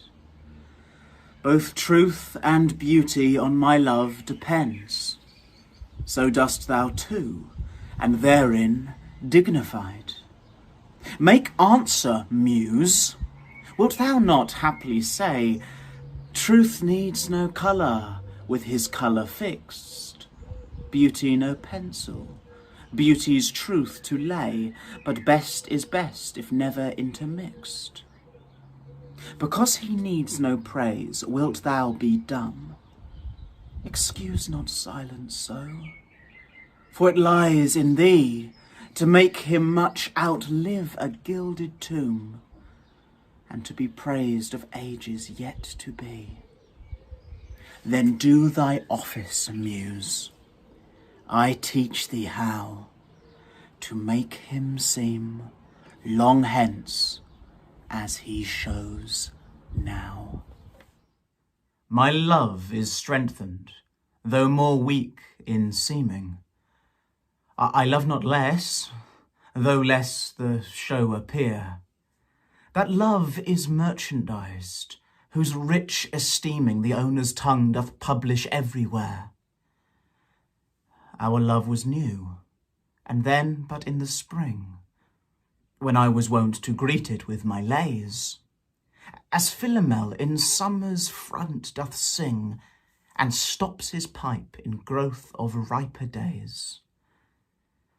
Not that the summer is less pleasant now than when her mournful hymns did hush the night, but that wild music burthens every bough, and sweets grown common lose their dear delight.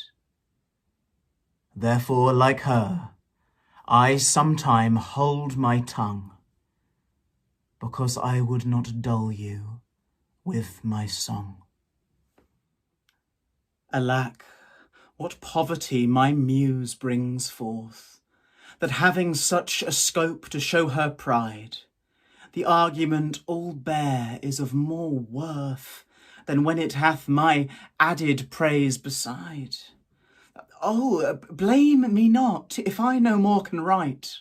Look in your glass, and there appears a face that overgoes my blunt invention quite, dulling my lines and doing me disgrace. Were it not sinful then, striving to mend, to mar the subject that before was well? For to no other pass my verses tend than of your graces and your gifts to tell, and more, much more, than in my verse can sit, your own glass shows you when you look in it. To me, fair friend, you never can be old, for as you were when first your eye I eyed, such seems your beauty still.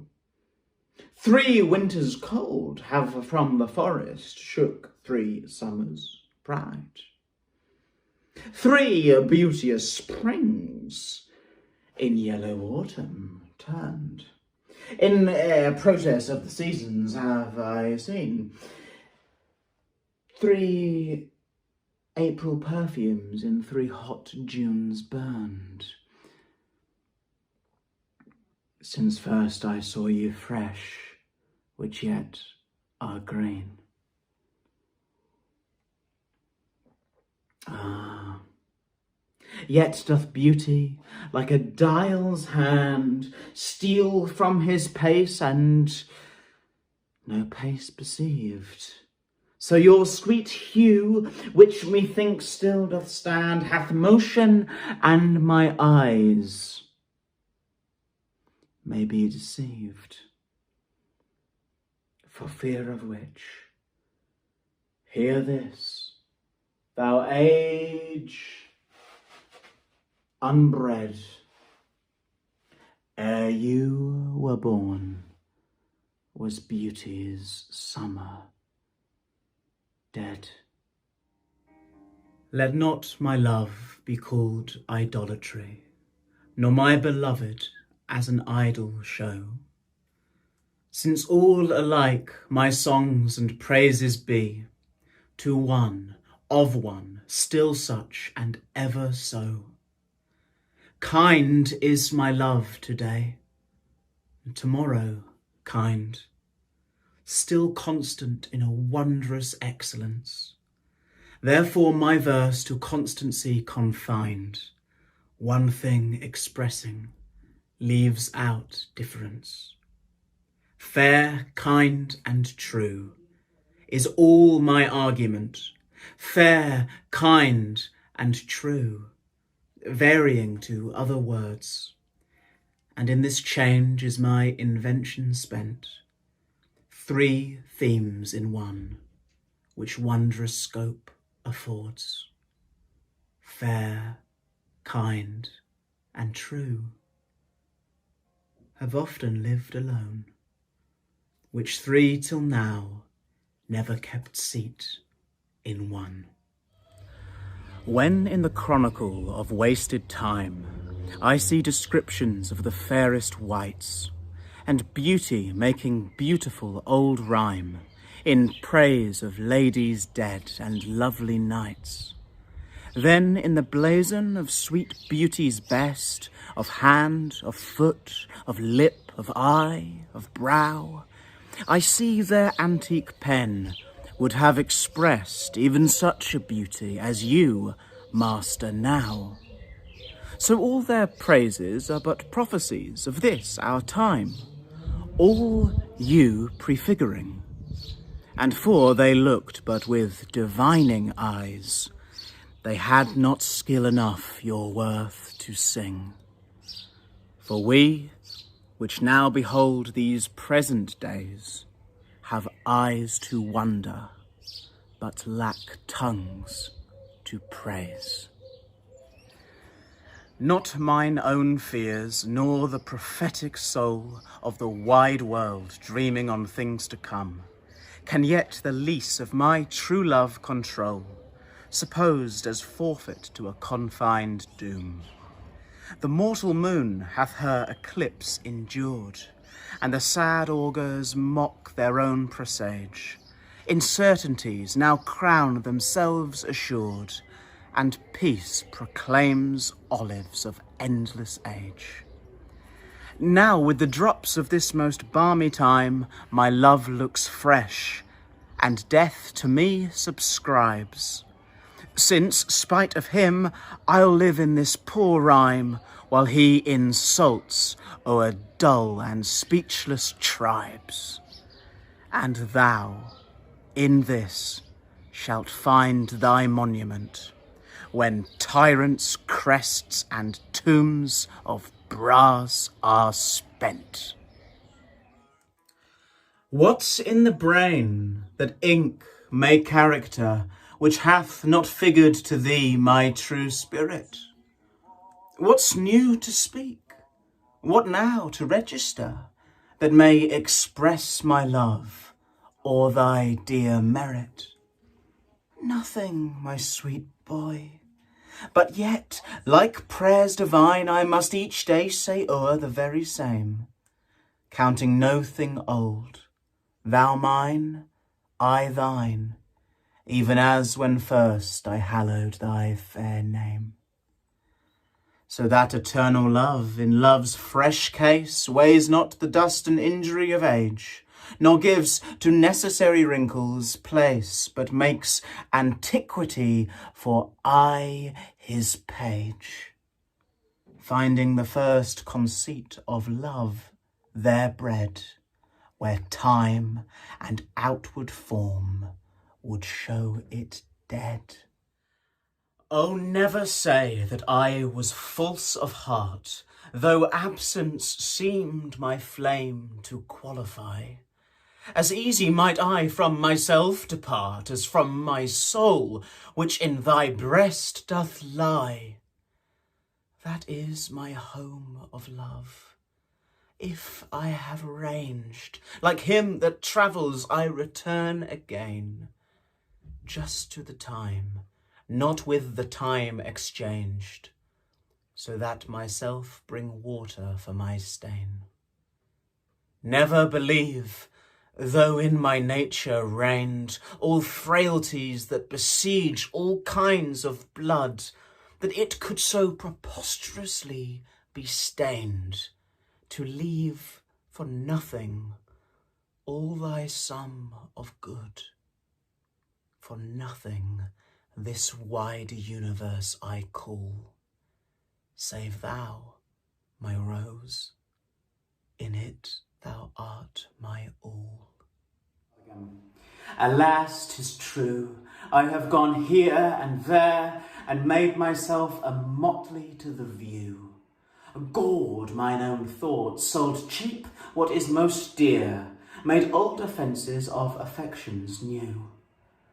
Most true it is that I have looked on truth askance and strangely, but by all above these blenches gave my heart another youth, and worse essays proved thee my best of love. Now all is done, save what shall have no end. Mine appetite I never more will grind on newer proof, to try an older friend, a God in love, to whom I am confined. Then give me welcome, next my heaven the best, even to thy pure and most unloving breast. Oh, for my sake do you with fortune chide, the guilty goddess of my harmful deeds, that did not better for my life provide than public means, which public manners breeds. Thence comes it that my name receives a brand, and almost thence my nature is subdued to what it works in, like the dyer's hand. Pity me then, and wish I were renewed, whilst like a willing patient I will drink potions of Isel gainst my strong infection, no bitterness that I will bitter think, nor double penance to correct correction. Pity me then, dear friend, and I assure ye, even that your pity is enough to cure me. Your love and pity doth the impression fill, which vulgar scandal stamped upon my brow. For what care I, who calls me well or ill, so you o'er green my bad, my good allow. You are my all the world, and I must strive to know my shames and praises from your tongue. None else to me, nor I to none alive, that my steeled sense or changes right or wrong. In so profound a bosom I throw all care of others' voices, that my adder's sense to critic and to flatterer stopped are. Mark how with my neglect I do dispense. You are so strongly in my purpose bred, that all the world besides methinks ye are dead. Since I left you, mine eye is in my mind, and that which governs me to go about doth part his function, and is partly blind, seems seeing, but effectually is out. For it no form delivers to the heart of bird or flower, or shape which it doth latch. Of his quick objects hath the mind no part, nor his own vision holds what it doth catch. For if it see the rudest or gentlest sight, the most sweet favour or deformedest creature, the mountain or the sea, the day or night, the crow or dove, it shapes them to your feature, incapable of more, replete with you. My most true mind thus maketh mine eye untrue.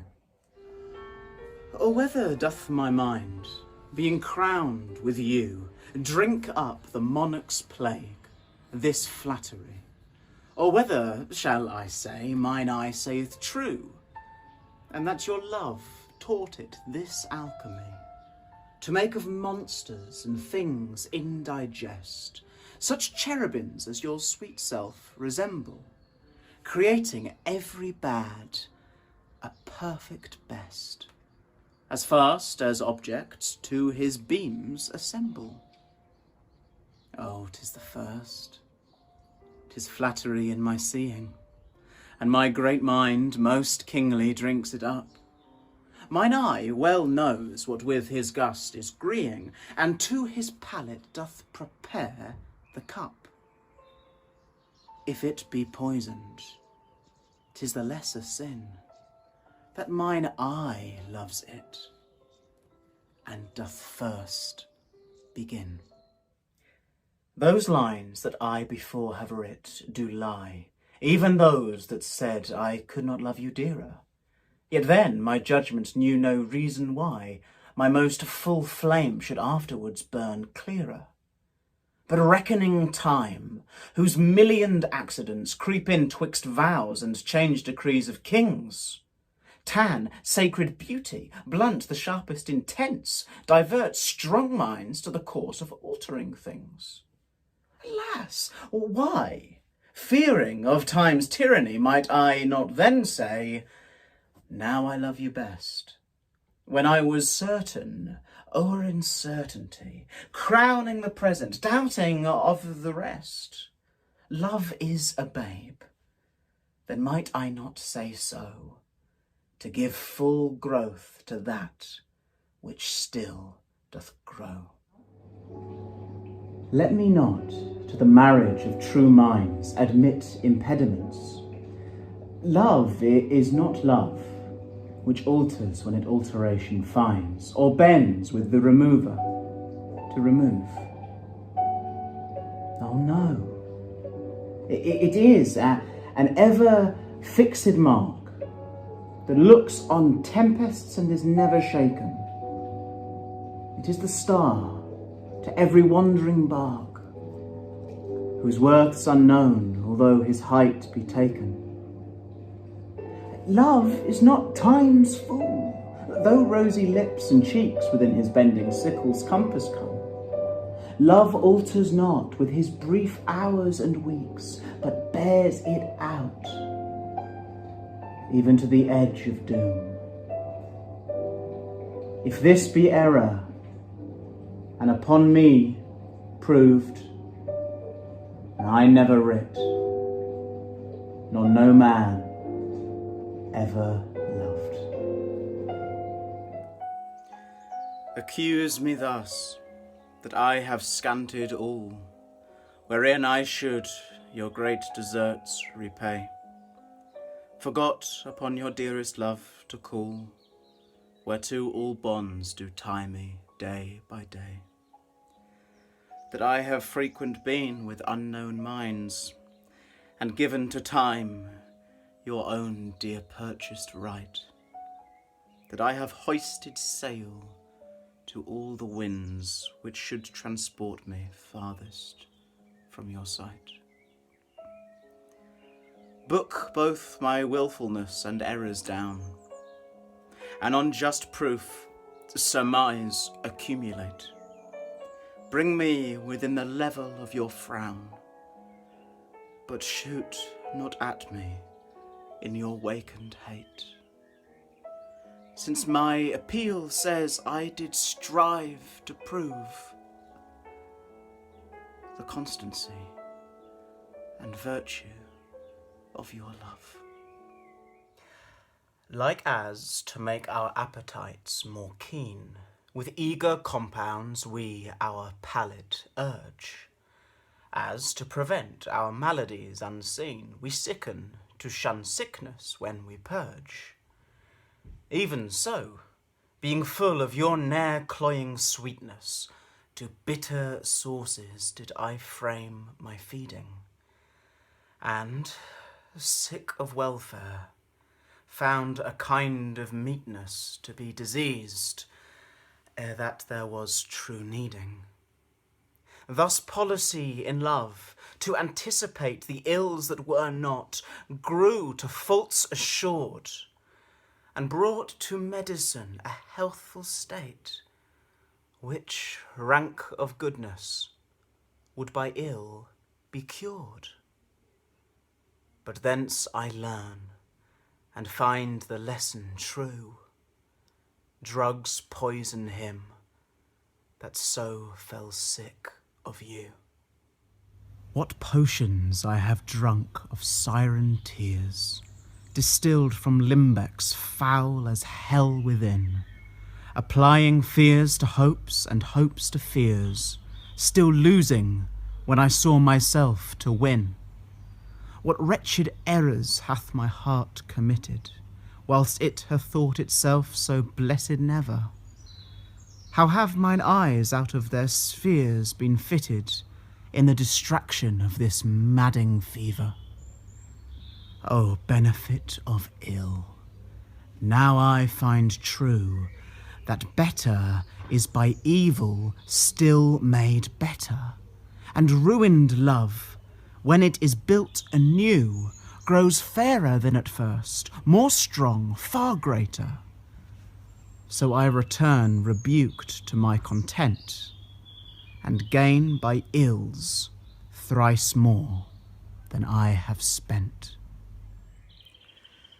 That you were once unkind befriends me now, and for that sorrow, which I then did feel, needs must I under my transgression bow, unless my nerves were brass or hammered steel. For if you were by my unkindness shaken, as I by yours, you've passed a hell of time, and I, a tyrant, have no leisure taken to weigh how once I suffered in your crime.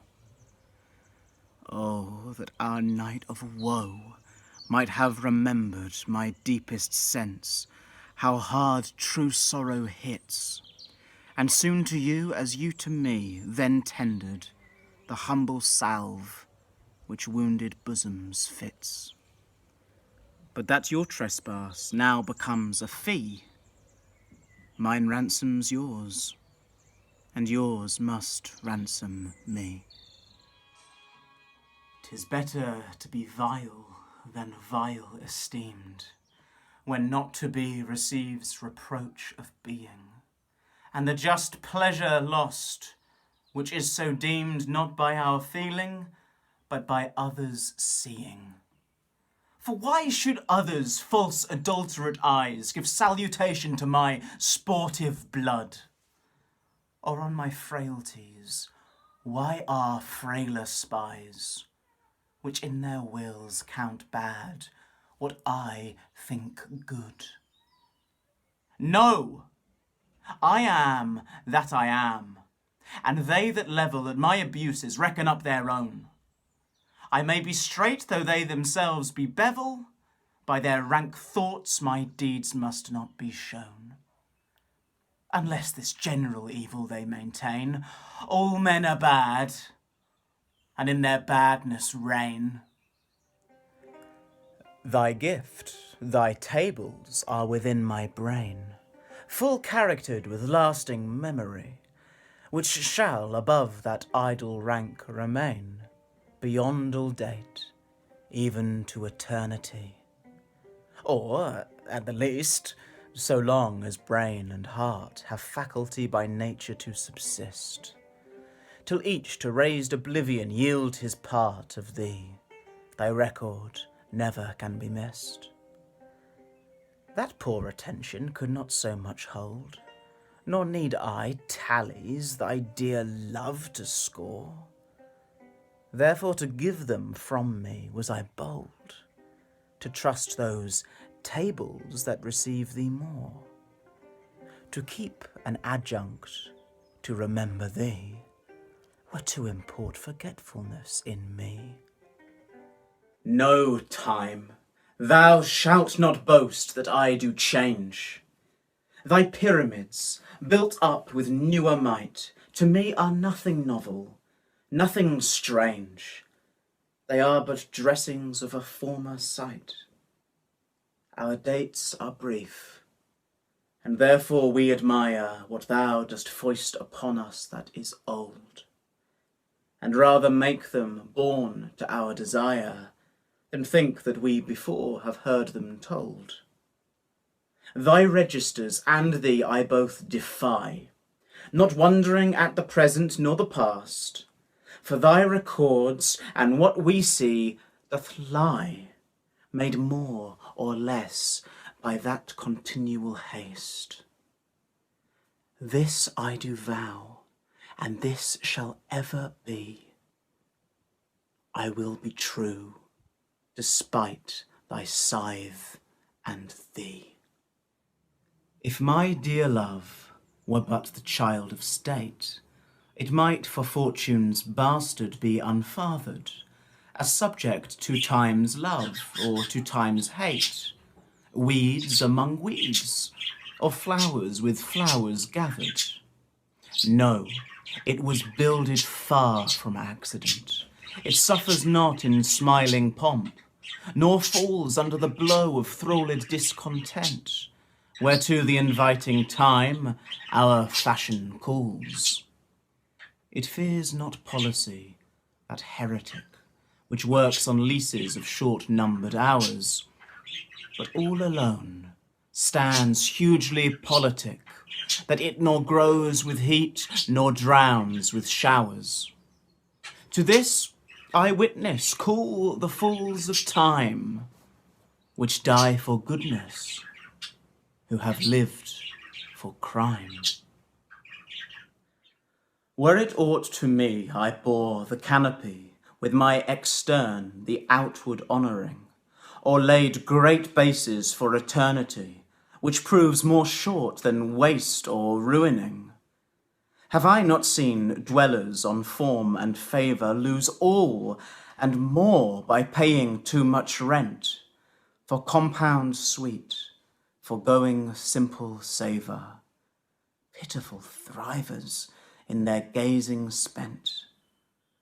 No, let me be obsequious in thy heart, and take thou my oblation, poor but free, which is not mixed with seconds, knows no art, but mutual render, only me for thee.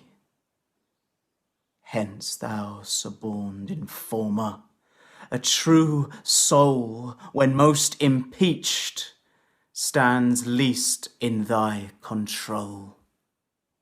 O thou, my lovely boy, who in thy power dost hold time's fickle glass, his sickle hour, who hast by waning grown, and therein showest thy lover's withering, as thy sweet self growest. If nature, sovereign mistress over rack, as thou goest onward still, will pluck thee back, she keeps thee to this purpose, that her skill may time disgrace and wretched minutes kill. Yet fear her, O thou minion of her pleasure.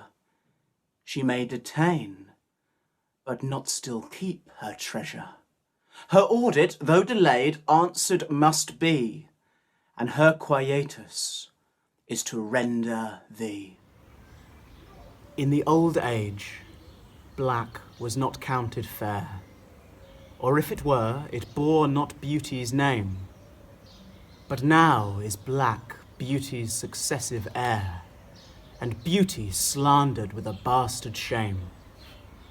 For since each hand hath put on nature's power, fairing the foul with art's false borrowed face, sweet beauty hath no name, no holy bower, but is profaned if not lives in disgrace. Therefore my mistress' eyes are raven black, her eyes so suited, and they mourners seem at such who not born fair no beauty lack, slandering creation with a false esteem. Yet so they mourn, becoming of their woe, that every tongue says beauty should look so. How oft, when thou, my music playest, upon that blessed wood, whose motion sounds with thy sweet fingers, when thou gently swayest the wiry concord that mine ear confounds, do I envy those jacks that nimble leap to kiss the tender inward of thy hand, whilst my poor lips, which should that harvest reap, at the wood's boldness by thee blushing stand. To be so tickled, they would change their state and situation with those dancing chips, o'er whom thy fingers walk with gentle gait, making dead wood more blessed than living lips. Since saucy jacks so happy are in this, give them thy fingers, me thy lips to kiss. The expense of spirit in a waste of shame is lust in action. Until action, lust is perjured, murderous, bloody, full of blame, savage, extreme, rude, cruel, not to trust. Enjoyed no sooner, but despised straight. Past reason hunted, and no sooner had, past reason hated as a swallowed bait, on purpose laid to make the taker mad. Mad in pursuit, and in possession so, had, having, and in quest to have, extreme, a bliss in proof, and proved a very woe, before a joy proposed, behind a dream. All this the world well knows, yet none knows well to shun the heaven that leads men to this hell. My mistress' eyes are nothing like the sun. Coral is far more red than her lips red. If snow be white, why then her breasts are dun. If hairs be wires, black wires grow on her head. I have seen roses damasked red and white, but no such roses see I in her cheeks. And in some perfumes is there more delight than in the breath that from my mistress reeks. I love to hear her speak, yet well I know that music hath a far more pleasing sound. I grant I never saw a goddess go. My mistress, when she walks, treads on the ground.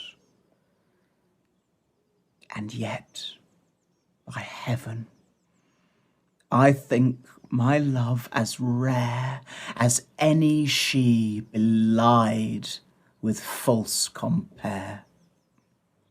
Thou art as tyrannous, so as thou art, as those whose beauties proudly make them cruel. For well thou knowest to my dear doting heart, thou art the fairest and most precious jewel.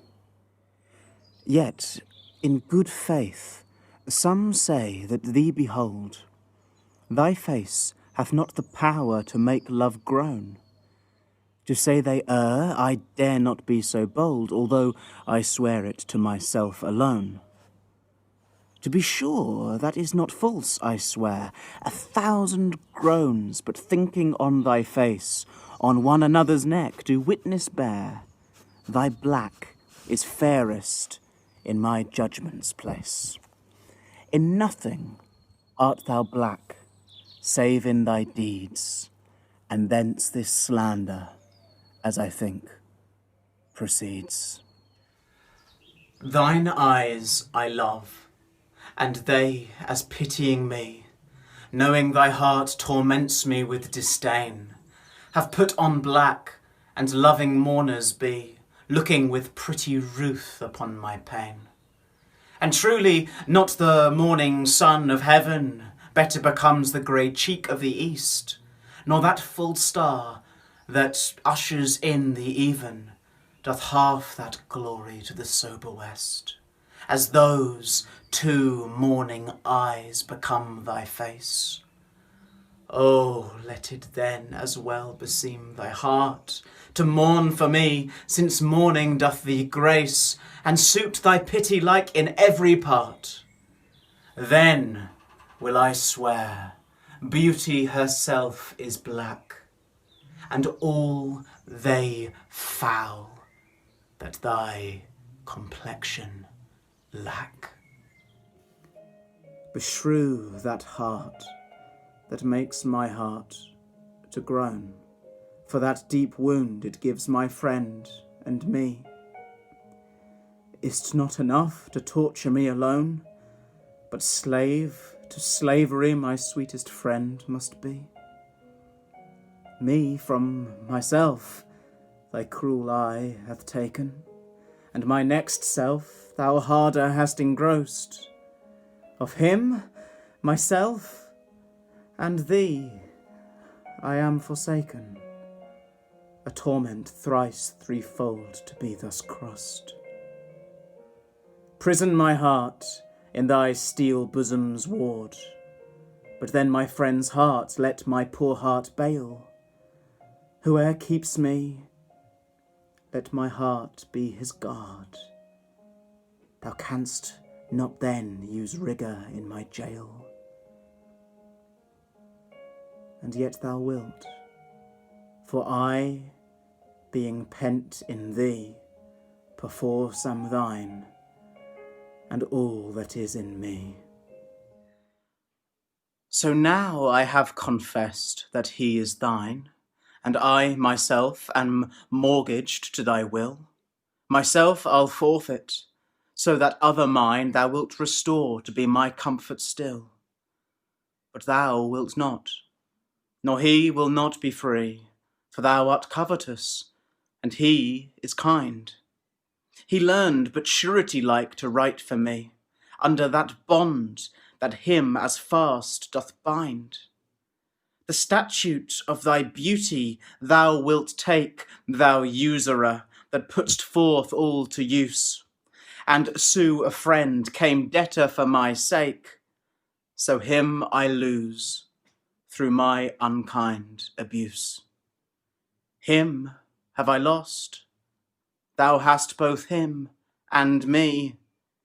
He pays the whole, and yet am I not free. Whoever hath her wish, thou hast thy will, and will to boot, and will in overplus. More than enough am I, that vexed thee still, to thy sweet will making addition thus. Wilt thou, whose will is large and spacious, not once vouchsafe to hide my will in thine? Shall will in others seem right gracious, and in my will no fair acceptance shine? The sea, all water, yet receives rain still, and in abundance addeth to his store. So thou, being rich in will, add to thy will one will of mine to make thy large will more. Let no unkindness, no fair beseechers kill. Think all but one, and me in that one will. If thy soul check thee that I come so near, swear to thy blind soul that I was thy will. And will, thy soul knows, is admitted there. Thus far for love, my love suit, sweet, fulfill. Will fulfill the treasure of thy love. Aye, fill it full with wills, and my will one. In things of great receipt with ease we prove among a number. One is reckoned none. Then in the number let me pass untold, though in thy store's account I one must be. For nothing hold me, so it please thee hold that nothing me. a something sweet to thee. Make but my name thy love, and love that still, and then thou lovest me, for my name is Will. Thou blind fool, love, what dost thou to mine eyes, that they behold, and see not what they see? They know what beauty is, see where it lies, yet what the best is, take the worst to be. If eyes corrupt by over-partial looks be anchored in the bay where all men ride, why of eyes' falsehood hast thou forged hooks whereto the judgment of my heart is tied? Why should my heart think that a several plot, which my heart knows the wide world's commonplace, or mine eyes, seeing thus, say this is not, to put fair truth on so foul a face? In things right true, my heart and eyes have erred, and to this false plague are they now transferred. When my love swears that she is made of truth, I do believe her, though I know she lies, that she might think me some untutored youth, unlearned in the world's false subtleties, thus vainly thinking that she thinks me young, although she knows my days are past the best. Simply I credit her false-speaking tongue. On both sides thus is simple truth suppressed. But wherefore says she not, she is unjust? And wherefore say not I am old? Oh, love's best habit is in seeming trust, and age in love loves not to have years told. Therefore I lie with her, and she with me, and in our faults, by lies, we flattered be. Oh, call not me to justify the wrong that thy unkindness lays upon my heart. Wound me not with thine eye, but with thy tongue. Use power with power, and slay me not by art. Tell me thou lovest elsewhere, but in my sight, dear heart, forbear to glance thine eye aside. What needest thou wound with cunning, when thy might is more than my o'erpressed defence can bide? Let me excuse thee. Ah, my love well knows her pretty looks have been mine enemies, and therefore from my face she turns my foes, that they elsewhere might dart their injuries. Yet do not so, but since I am near slain, kill me outright with looks, and rid my pain. Be wise as thou art cruel. Do not press my tongue-tied patience with too much disdain, lest sorrow lend me words, and words express the manner of my pity-wanting pain. If I might teach thee wit, better it were, though not to love, yet love to tell me so. As testy sick men, when their deaths be near, no news but health from their physicians know. For if I should despair, I should grow mad, and in my madness might speak ill of thee. Now this ill-resting world is grown so bad, mad slanderers by mad ears believe it be. That I may not be so, nor thou belied, bear thine eyes straight, though thy proud heart go wide. In faith, I do not love thee with mine eyes, for they in thee 1,000 errors note. But 'tis my heart that loves what they despise, who in despite of view is pleased to dote. Nor are mine ears with thy tongue's tune delighted, nor tender feeling to base touches prone, nor taste, nor smell desire to be invited to any sensual feast with thee alone.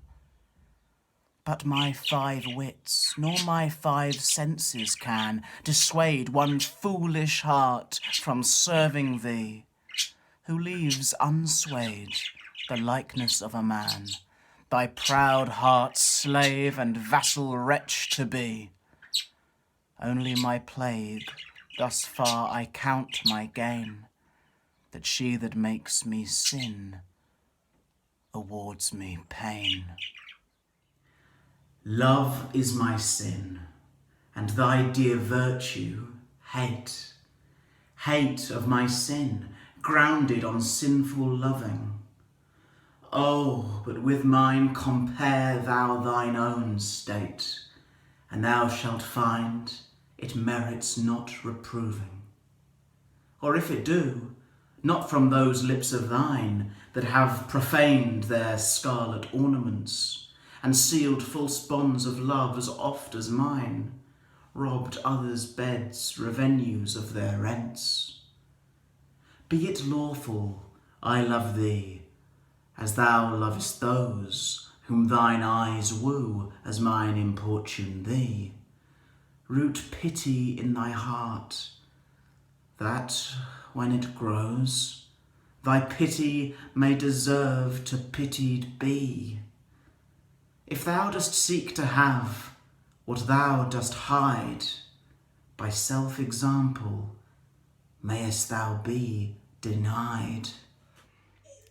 Lo, as a careful housewife runs to catch one of her feathered creatures broke away, sets down her babe, and makes all swift dispatch in pursuit of the thing she would have stay, whilst her neglected child holds her in chase, cries to catch her, whose busy care is bent to follow that which flies before her face, not prizing her poor infant's discontent. So runnest thou after that which flies from thee, whilst I, thy babe, chase thee far behind. But if thou catch thy hope, turn back to me, and play the mother's part. Kiss me, be kind, so will I pray that thou mayest have thy will, if thou turn back and my loud crying still. 2 loves I have, of comfort and despair, which like 2 spirits do suggest me still. The better angel is a man right fair, the worse a spirit, a woman coloured ill. To win me soon to hell, my female evil tempteth my better angel from my side, and would corrupt my saint to be a devil, wooing his purity with her foul pride.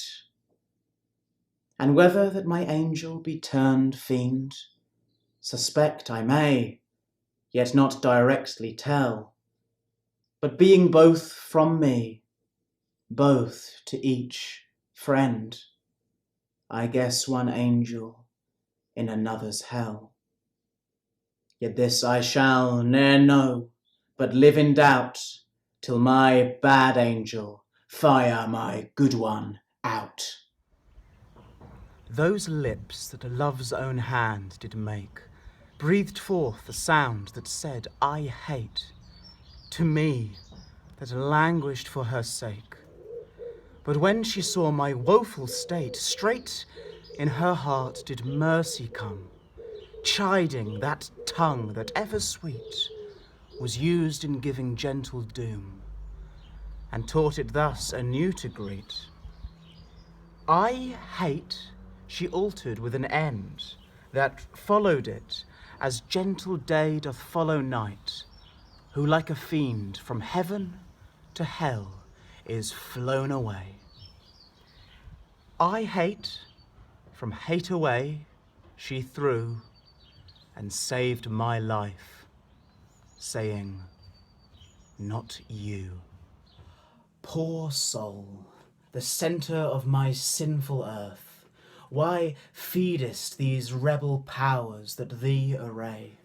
Why dost thou pine within and suffer dearth, painting thy outward walls so costly gay?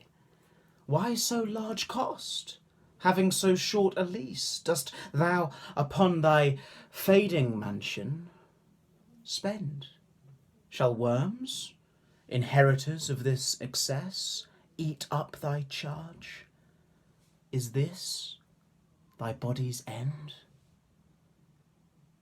Then, soul, live thou upon thy servant's loss, and let that pine to aggravate thy store. By terms divine, in selling hours of dross, within be fed, without be rich no more. So shalt thou feed on death that feeds on men, and death once dead, there's no dying then. My love is as a fever, longing still for that which longer nurseth the disease, feeding on that which doth preserve the ill, the uncertain sickly appetite to please.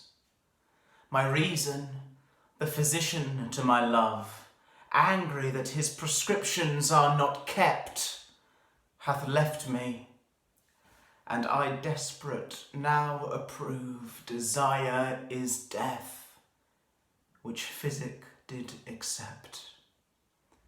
Past cure I am, now reason is past care, and frantic mad with evermore unrest. My thoughts and my discourse as madmen's are, at random from the truth, vainly expressed. For I have sworn thee fair, and thought thee bright, who art as black as hell, as dark as night.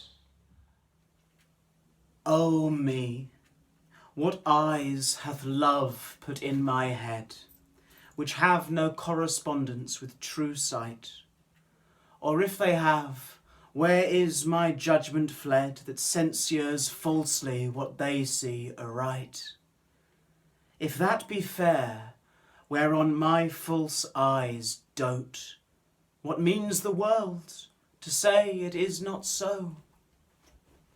If it be not, then love doth well denote, love's eye is not so true as all men's. No. How can it? Oh, how can love's eye be true, that is so vexed with watching and with tears? No marvel then, though I mistake my view, the sun itself sees not till heaven clears.